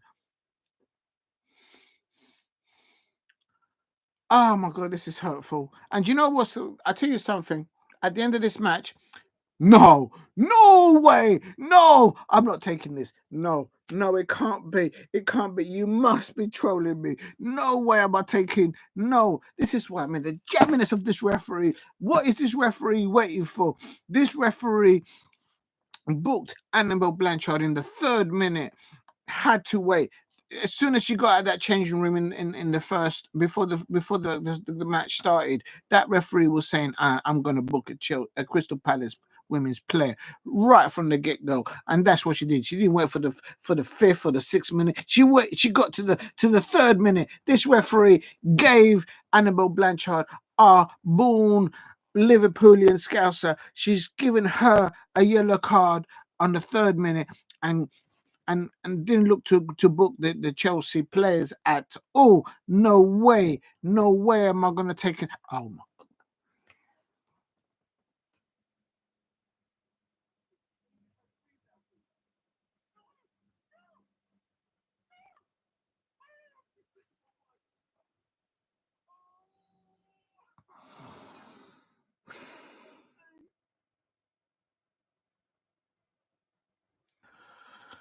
Chelsea women have just scored their 7th goal.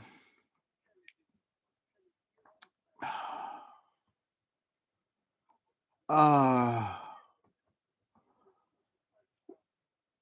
my God. How'd you pick the bones out of that?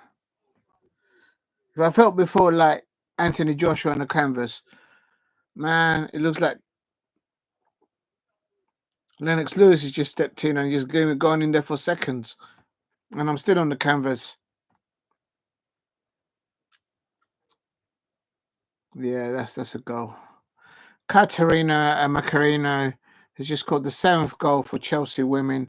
I am so in pain for Laura Kaminski, her coaching staff, and Aimee Everett, our Crystal Palace women's captain, all the players, the staff at Crystal Palace, the Crystal Palace fans at Selhurst Park. It is now full time. Crystal Palace women 0, Chelsea women 7. Oh, that hurts. I get what. No, actually, you predicted a 4-0 for your Chelsea women, and okay, you've ended 7-0 up. So you were wrong. You were wrong. But big up to you, Stevie, for dropping in. You're an absolute legend for getting involved in the chat. How you got it wrong because you said you were going to win by 4-0, and look at that, it's ended 7-0, but that's no consolation. But you know what? Back to the realness. You're taking liberties, but respect to you for dropping in. Thank you very much. I tell you what. I'm not going to go into the referee right now. I'll leave it for after. But I'm going to say this. I am absolutely profoundly proud of the Crystal Palace women, Laura Kaminski, her staff, for how they tackled, how they approached the start of the Tottenham Hotspur women match, how they started and approached this match. I think today we even played better than we played against Tottenham Hotspur women. We're up against a much better side. The squad in depth of Chelsea women, squad in depth is just, it's like playing, it's the equivalent of the squad in depth that Manchester City's men's side have. If you want to look at their perspective, or Real Madrid, it is absolutely ridiculous. But I'm absolutely proud on the effort and the endeavor. And thanks for that. I really appreciate that. Thank you, Steve. I really appreciate that. And just quickly tell you, if you're still there, I remember we used to do friendlies with Chelsea before pre-seasons, and Crystal Palace always used to have friendlies against Chelsea back in the day, and yeah, so you guys always turned up in those pre-seasons as well. But for this match, the attendance has been recorded just over 5,000. So well done, Crystal Palace, for getting up to an over 5,000 attendance. I have thrown away my lucky cap because it clearly is no longer my lucky cap. But the squad in depth that Chelsea have established over not the years, the decades. I've got a headache. Chelsea women have just knocked me out for 7-0. And I actually feel like Anthony Joshua on that canvas had a combination done on me by Daniel Dubois. Real talk. I'm out cold with this one, but I'm absolutely profoundly proud of the Crystal Palace women. and Laura Kaminski and their effort and how they've started their first 2 matches in the Women's Super League. I don't think the goal scoring marks at 7-0 and 4-0 before demonstrate at all in any way the endeavour, the fight that Laura Kaminski and her players are putting on that pitch. I am not at Selhurst Park, but I sense the hurt, the pain, the endeavour that no doubt Laura Kaminski will want to keep working with her players, with her coaching staff for the next match. And I am no doubt that we'll get results in, and you're gonna have nightmares. Listen, mate, I'm knocked out. I'm knocked out, man. Little talk, man. I told you before, and I tell you again, man. I feel like AJ on the canvas right now. Someone's just done a combination, not just a combination. Right now, the nightmare that I'm having is I can see in my vision the the referee doing a countdown. 1, 2, 3, 4, 5, 6, 7, and someone's thrown in the white damn towel onto the canvas, and I'm feeling like AJ on that thing, mate. Real talk, man. I've always been in AJ's corner, man. And the thing is, it's I feel knocked out, like, if you know what I mean. But I tell you something, the Crystal Palace women will not feel like that. They will be saying to themselves in that changing room, we can fix this, we're going to fix this, and we're going to work harder in training, no doubt, because that is what Laura Kaminski is all about. Laura Kaminski will keep working with her players, will keep developing the levels of the Crystal Palace women players. They will work for this, they will get together, and for me, let me just look at the. I don't want to look at the table. The table's going to be like another nightmare looking at it. Yeah, we've got a minus of 11. We're in bottom position, and I completely feel it. I completely feel it for Laura Kaminski, her coaching staff, Adam, and everybody else in there.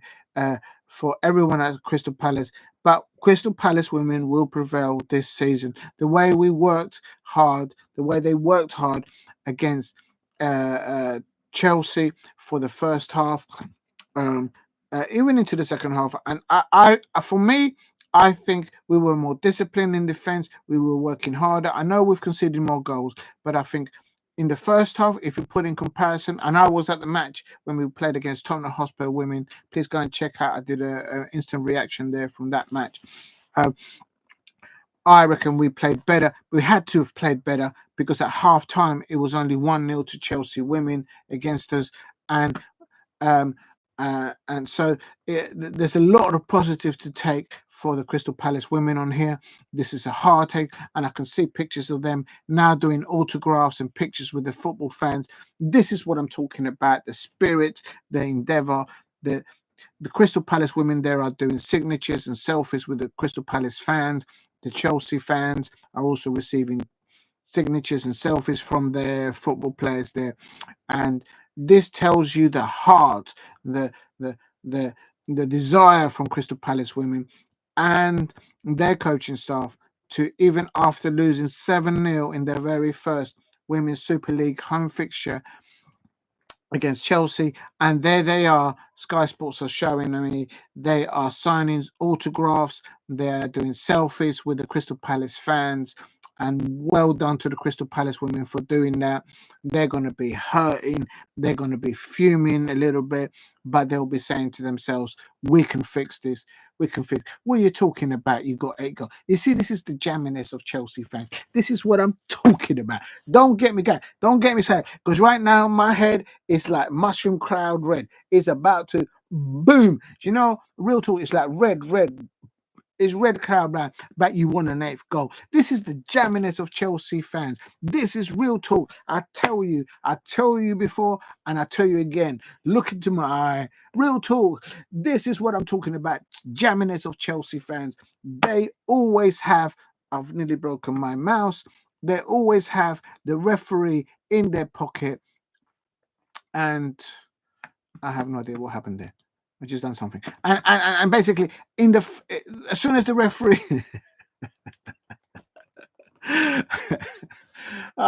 Listen, I've known Chelsea fans. I know a Chelsea fan that I've known best part of my life. I tell you this much. And I tell you, he's one of the realest person that I've ever come across. And I'll tell you something. Chelsea fans. Oh, please don't get me going. But anyway, I'll start so I'll finish. That's right, I'm saying it. I start so I'll finish. Like they say in Mastermind. Real talk. The first minute, the referee started the match, and the referee in this match, she was looking around. She could not wait until the 5th minute or the 10th minute. On the 3rd minute, I'll say it again. Un, deux, trois. For those of you in the cheap back seats, in French for you. On the 3rd minute, this referee that we had today had to find Annabel Blanchard, a Liverpoolian born midfielder, gave her a yellow card. Absolutely ridiculous decision. And basically, the referee in this fixture had to wait between 15 and 20 minutes to say, itchy chin, shall I book one of the Chelsea players now? What do you think I should do now? And then she looked for a Chelsea player. She booked Lauren James on the 15 or 16 minute. That's how jamming these referees are whenever Crystal Palace women play Chelsea women and the Chelsea Crystal Palace men play the Chelsea men's sides. Real talk.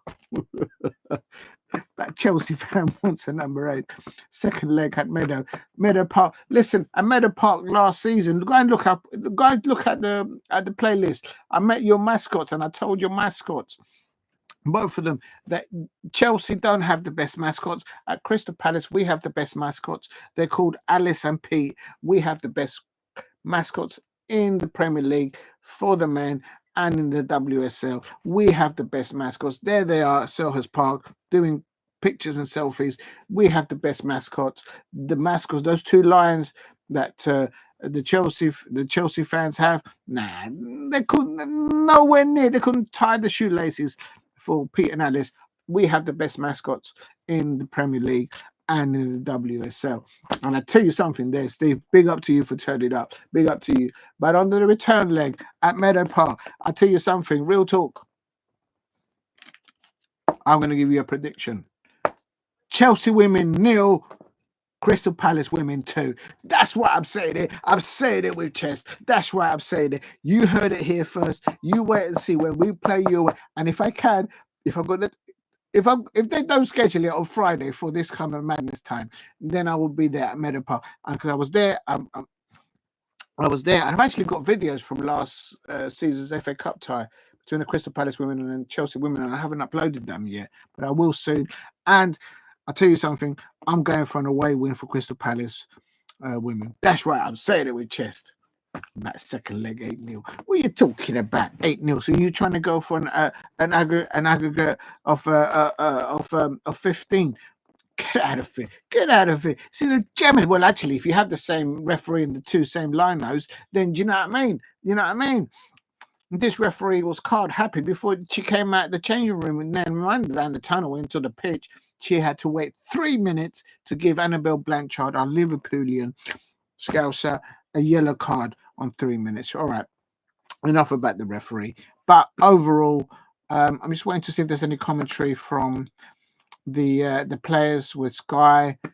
So I'm just waiting to see what they might say after the match. This is a hard blow for us. See if Sky Sports say anything else. Big up to Sky Sports out there. I think we've done well. I think in the first half we played a lot better than what we played against Tottenham Hotspur women. We went in 1-0 down only, and I'm feeling the pain. I'm feeling the hurt. I know that the Crystal Palace women players are feeling. No doubt, the Laura and her coaching staff. This is hard to take, a very hard one to take.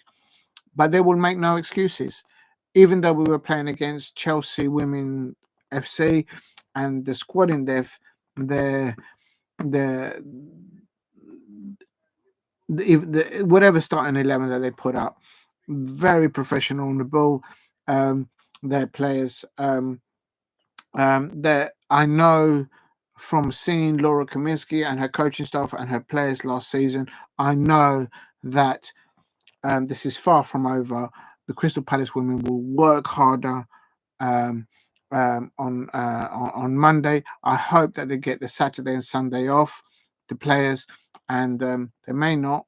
But if they can let them have 2 days off, and on Monday, I know that the Crystal Palace women, they'll get back into training, and they will regroup, work harder, and what they need to do. And just a moment, I just want to quickly see. So how do I get to? I feel for them. I feel for them. I feel for myself. This is. So how do I go to the? Oh, here we go. Fixtures. Right. So yeah, I thought so. We're away to Aston Villa on Wednesday, the 2nd of October. Oh, it's a Wednesday. I can't make that. I don't know if they're playing at the Douglas Stadium. If you're new to the channel, please subscribe at Diego C. Palace, and many thanks to anyone who's dropped in the chat. Steve,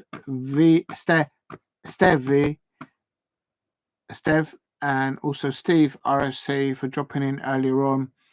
I'm trying to see if there's anybody else in there. Thank you very much for all of you who dropped in.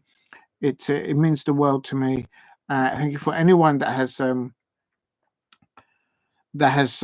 liked or shared the stream. We've got Aston Villa away on the 2nd of October, and then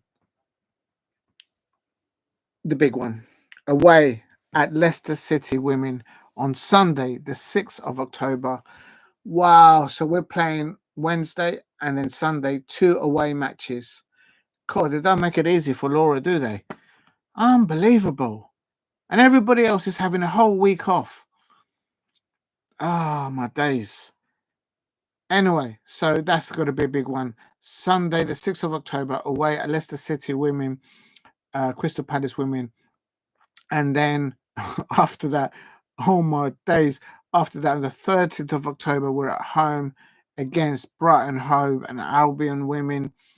And then on the 20th, on the Sunday of October, we're away at Liverpool women. And then after that, we've got Manchester City. So basically, the way I see it, if we can get an away point at Aston Villa, if we can get a 3 at Leicester City women away and a point at Brighton, that gives us something to work on. That's a tough one. And then we got Manchester City. Oh, more days. Big up to you, Steph V. Thank you very much for dropping in. I know you're a Chelsea fan. I expect you're very happy today. But it's that's a hard one for Laura to take. I can't lie. I'm just going to read actually while I've got you here. Yeah,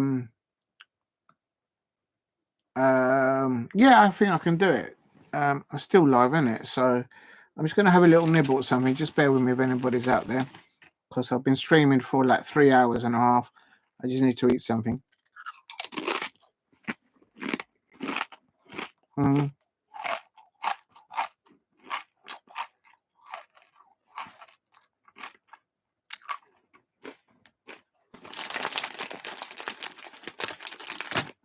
I'll tell you what, doing this live streaming for this is the first time I do a live stream over 3 hours, going to 3 hours and a half, and it does make you hungry. I can't lie. And if there's anybody out there that's still in the chat, thank you very much for staying in there.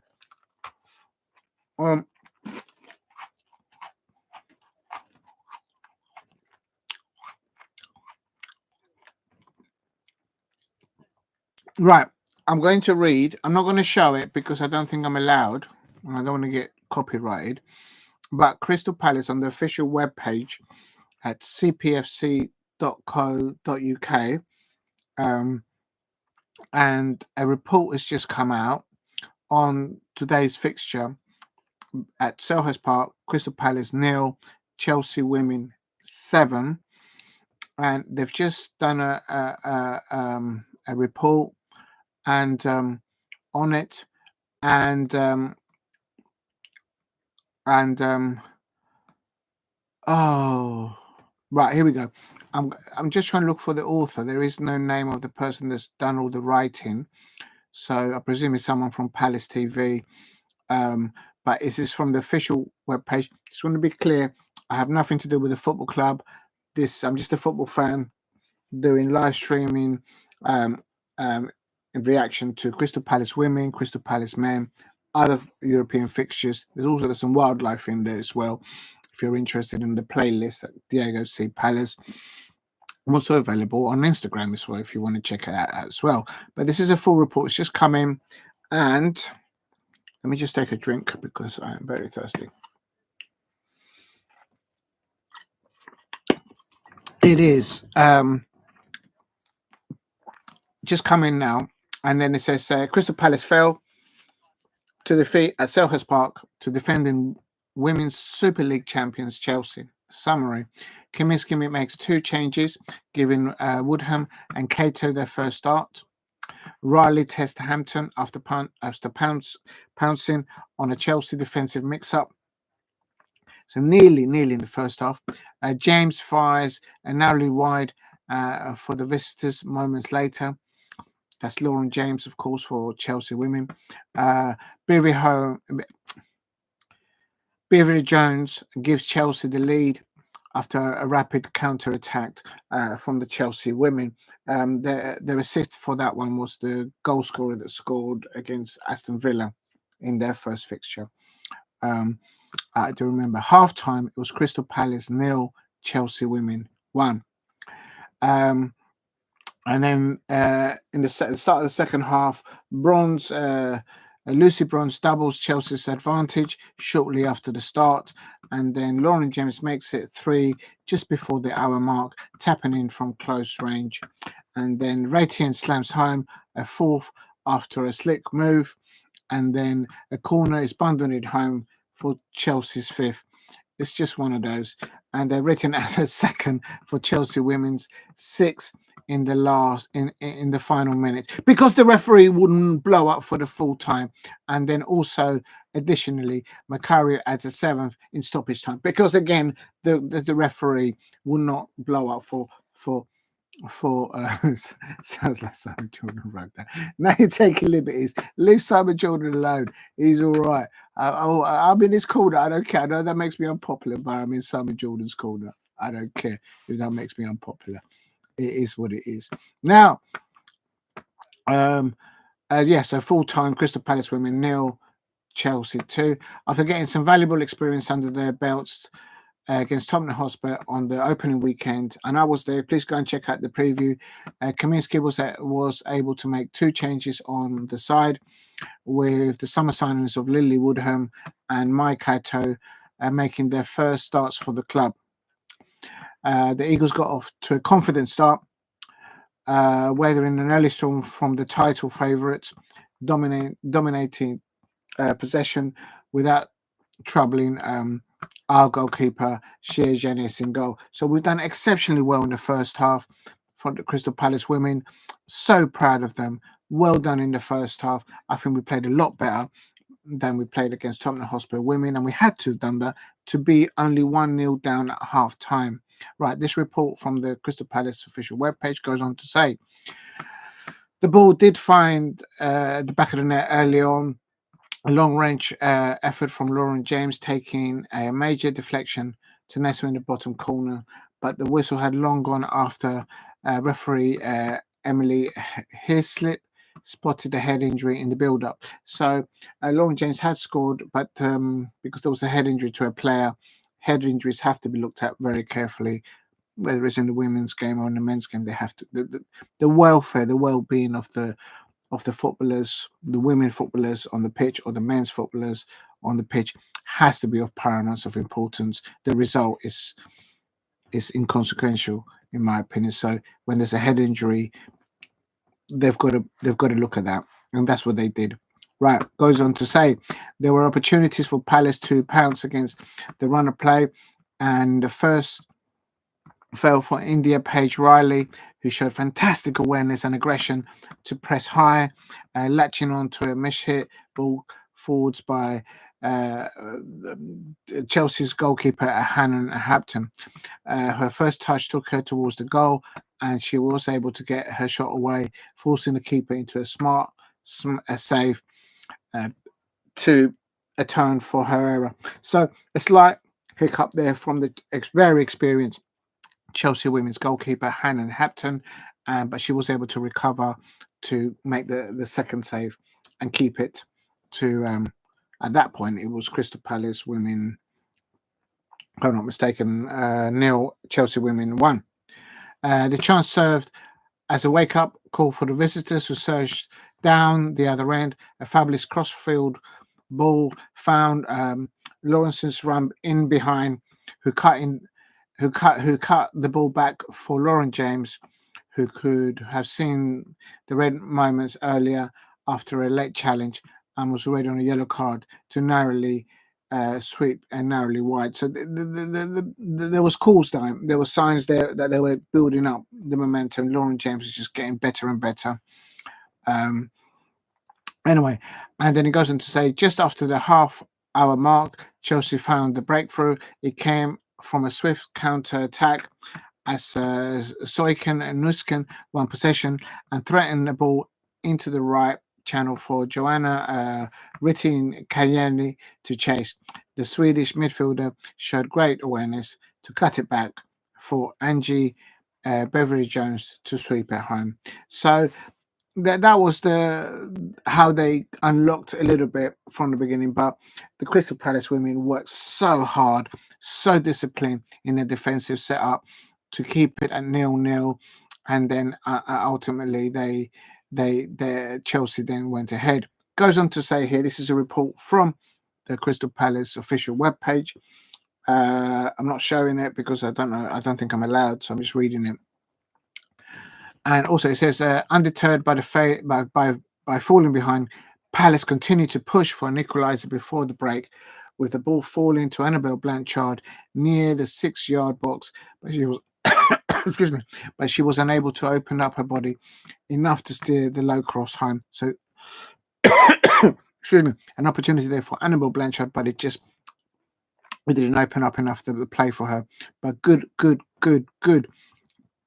effort by Annabel Blanchard. Then Chelsea doubled their advantage just minutes after the restarts, and in a moment of sheer quality from former World Player of the Year Lucy Bronze. Oh, cool. Sorry about that. That's what happens when you eat and drink while you're doing live broadcasting. As Palace defended their own penalty area from an early onslaught, a cross was cleared and fell to Bronze 25 yards out. She struck it first time, side-footed, powerfully into the top corner, with our goalkeeper from Crystal Palace, Yañez, well beaten, but she had no chance on that. Excuse me, Lucy Bronze showing that she's more incapable if she gets an opportunity to score. And it goes on to say, as Palace pushed from the way back into the game, Chelsea added a third fresh energy of substitute. The Colombian international Maria Ramírez provided defensive excessive passes with BEEVER-JONES and drilling across the face a goal for James to tap home from a few yards out. It's just the squad in depth of Chelsea women is just ridiculous, absolutely ridiculous. But we did well. Crystal Palace women are very proud of them. It goes on to say the Eagles continue to create chances, with Katie Stengel coming close as she looked to turn across at the near post from a very tight angle eye for it. I remember seeing it. Minutes later, another cross, this time from the opposite flank, from the other side, found the American centre forward, who fired just wide. So we could have nicked one back, but We just couldn't get it. So well done, Katie Estengo, our forward player, for giving it all there, no doubt. Then he goes on to say a fourth goal came from a tidy Chelsea move with a slick passing combination, finding a way through. Guro returning to slam home from the inside the area before the visitors bundled home their fifth from a corner. So from a set piece, we conceded the fifth goal.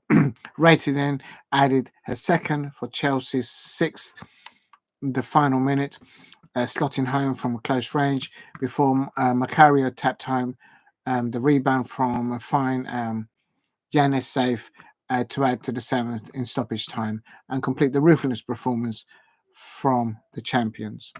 Now,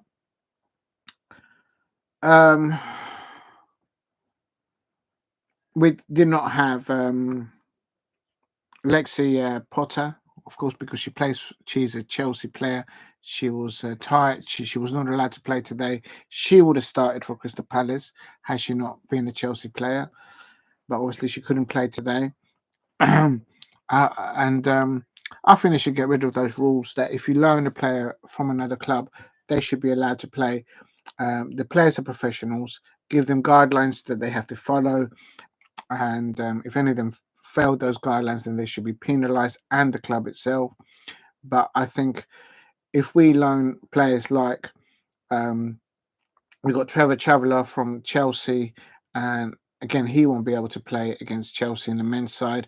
And in this instance today, we had Lexi Potter, who's a Chelsea player, but she's on loan. She was on loan with us last season. Amazing prospect of the game. Had she not been a Chelsea on the books for Chelsea, she would have started today. And yeah. So, but it is what it is.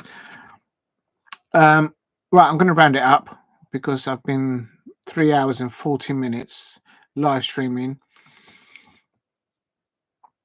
Am I disappointed? Do you know what? No, I'm not disappointed because of the effort and the endeavour that the Crystal Palace women played a lot better in the first half in comparison to what they did at Tottenham Hotspur women. They did well against the Tottenham Hotspur women, but today against Chelsea, the best team that I've seen, not live obviously because I'm here at home, but the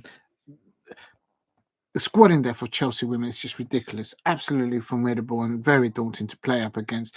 But I am not disappointed because I am content with the effort, the desire, the will of the Crystal Palace women to keep fighting for each other on that pitch. And at half time, we could have gone in 1-1, but it went in. We only went in 1-0 down against a very, very disciplined and well-established Chelsea women's side. They are the champions of the WSL at the moment, and in the second half, it just got it got more difficult and more difficult. But overall, I am absolutely profoundly proud for the football that I've seen from the Crystal Palace women. They will be. I think the only disappointment that they may feel is that they would have wanted to score a goal at Selhurst Park to give the home crowd a roaring to roar about, but it wasn't to be. But other than that, I reckon the Crystal Palace women will go back. I hope they get a couple of days off, Saturday and Sunday off, and on Monday, I'm in no doubt that Laura Kaminski, Adam Jeffrey, and everybody else in the coaching staff, Annabel Blanchard, also Aimee Everett, our Crystal Palace captain, they will get in there on Monday and they will regroup for their next fixture, which is against Aston Villa women. Now, this is a knockout. 7-0 is 7-0. It's a knockout. As I said during the live stream, I feel like AJ on the canvas, been hit for 7 by Daniel Dubois. But the Crystal Palace women will get better and the results will come in. Against Aston Villa, if we can get a point or a win, away win, and against Leicester City women afterwards. If we can get 3 points there, that will kickstart our season, no doubt. Imperative, I'm sure. Right. I want to thank everyone in the chat who participated. Stevie, for dropping in. Thank you very much. Steve, the RFC, thank you very much for dropping in there. Just checking to see if there's anybody else there that I might have missed. No, I haven't. And thank you very much, anybody out there that viewed or shared the live stream. If you can, if you're watching this on playback, please subscribe at Diego C. Palace. Love you all. Thank you very much for showing the love there. Anyone out there on the live stream, if you can, please let people know that I'm starting to do live streams on Crystal Palace women and men content for the. Also, there's a bit of wildlife in there, and of course, as you can see, the women's football as well. And this is only the 5th or the 6th live stream that I've ever done. So, but yeah, I'm going to end it there, and I'm going to give today's performance player of the match to our captain, Aimee Everett. Just one of the realest professional women footballers that you could get out there. Never spoken to her. I've only ever asked her for a selfie and for her to sign my last year's poster. But on the pitch, Aimee Everett, our captain, leads by example. And today she led by example by making sure that we played better than the previous game. And no doubt, come Monday, I hope that the players get the Saturday and Sunday off, the Crystal Palace women and the coaching staff. I'm in no doubt that Aimee Everett, our Crystal Palace captain, will push her players together with Laura Kaminski, Adam, everybody in there for against the Aston Villa women. The player of today, I'm giving it to the Crystal Palace women's captain, Aimee Everett. I'm ever so proud of you and all your players that played today, including the ones that came off the bench. And I know if you keep working hard, like you do in training, like you did last season, you turn it around and you get the results in. So, you're man of the match. No, I'm not taking that, Chelsea fan, but I respect it. I respect it. She got a double. She didn't get the hat trick, but there you go. But I would have thought the Chelsea fans would give the man of the match or the player of the match to the referee. You know, she came out the tunnel and she thought, right, on the 3rd minute, I'm going to book a Crystal Palace women player. She booked her Annabel Blanchard. Real talk. Look into my eye if I'm not telling the truth. Real talk. Big up to everyone in the chat. Thank you very much for tuning in. If you're new, please like, share, and subscribe at Diego C. Palace. And that's nearly 4 hours live streaming. That's the longest I've ever done. Thank you very much for tuning in, and I'll catch you up. I might actually do some more work later on, but I don't think I will. Thank you for watching, and a massive thank you to you, Ste V, and also to Steve RFC and anyone else out there. I'm knocked out. 7-0. I know how AJ feels. Just need to get back in training and stop eating these biscuits. Thank you for watching, and up the Palace. Thank you for watching. Take care. Bye. It's not ending. Take care, everyone. Bye-bye. Thank you.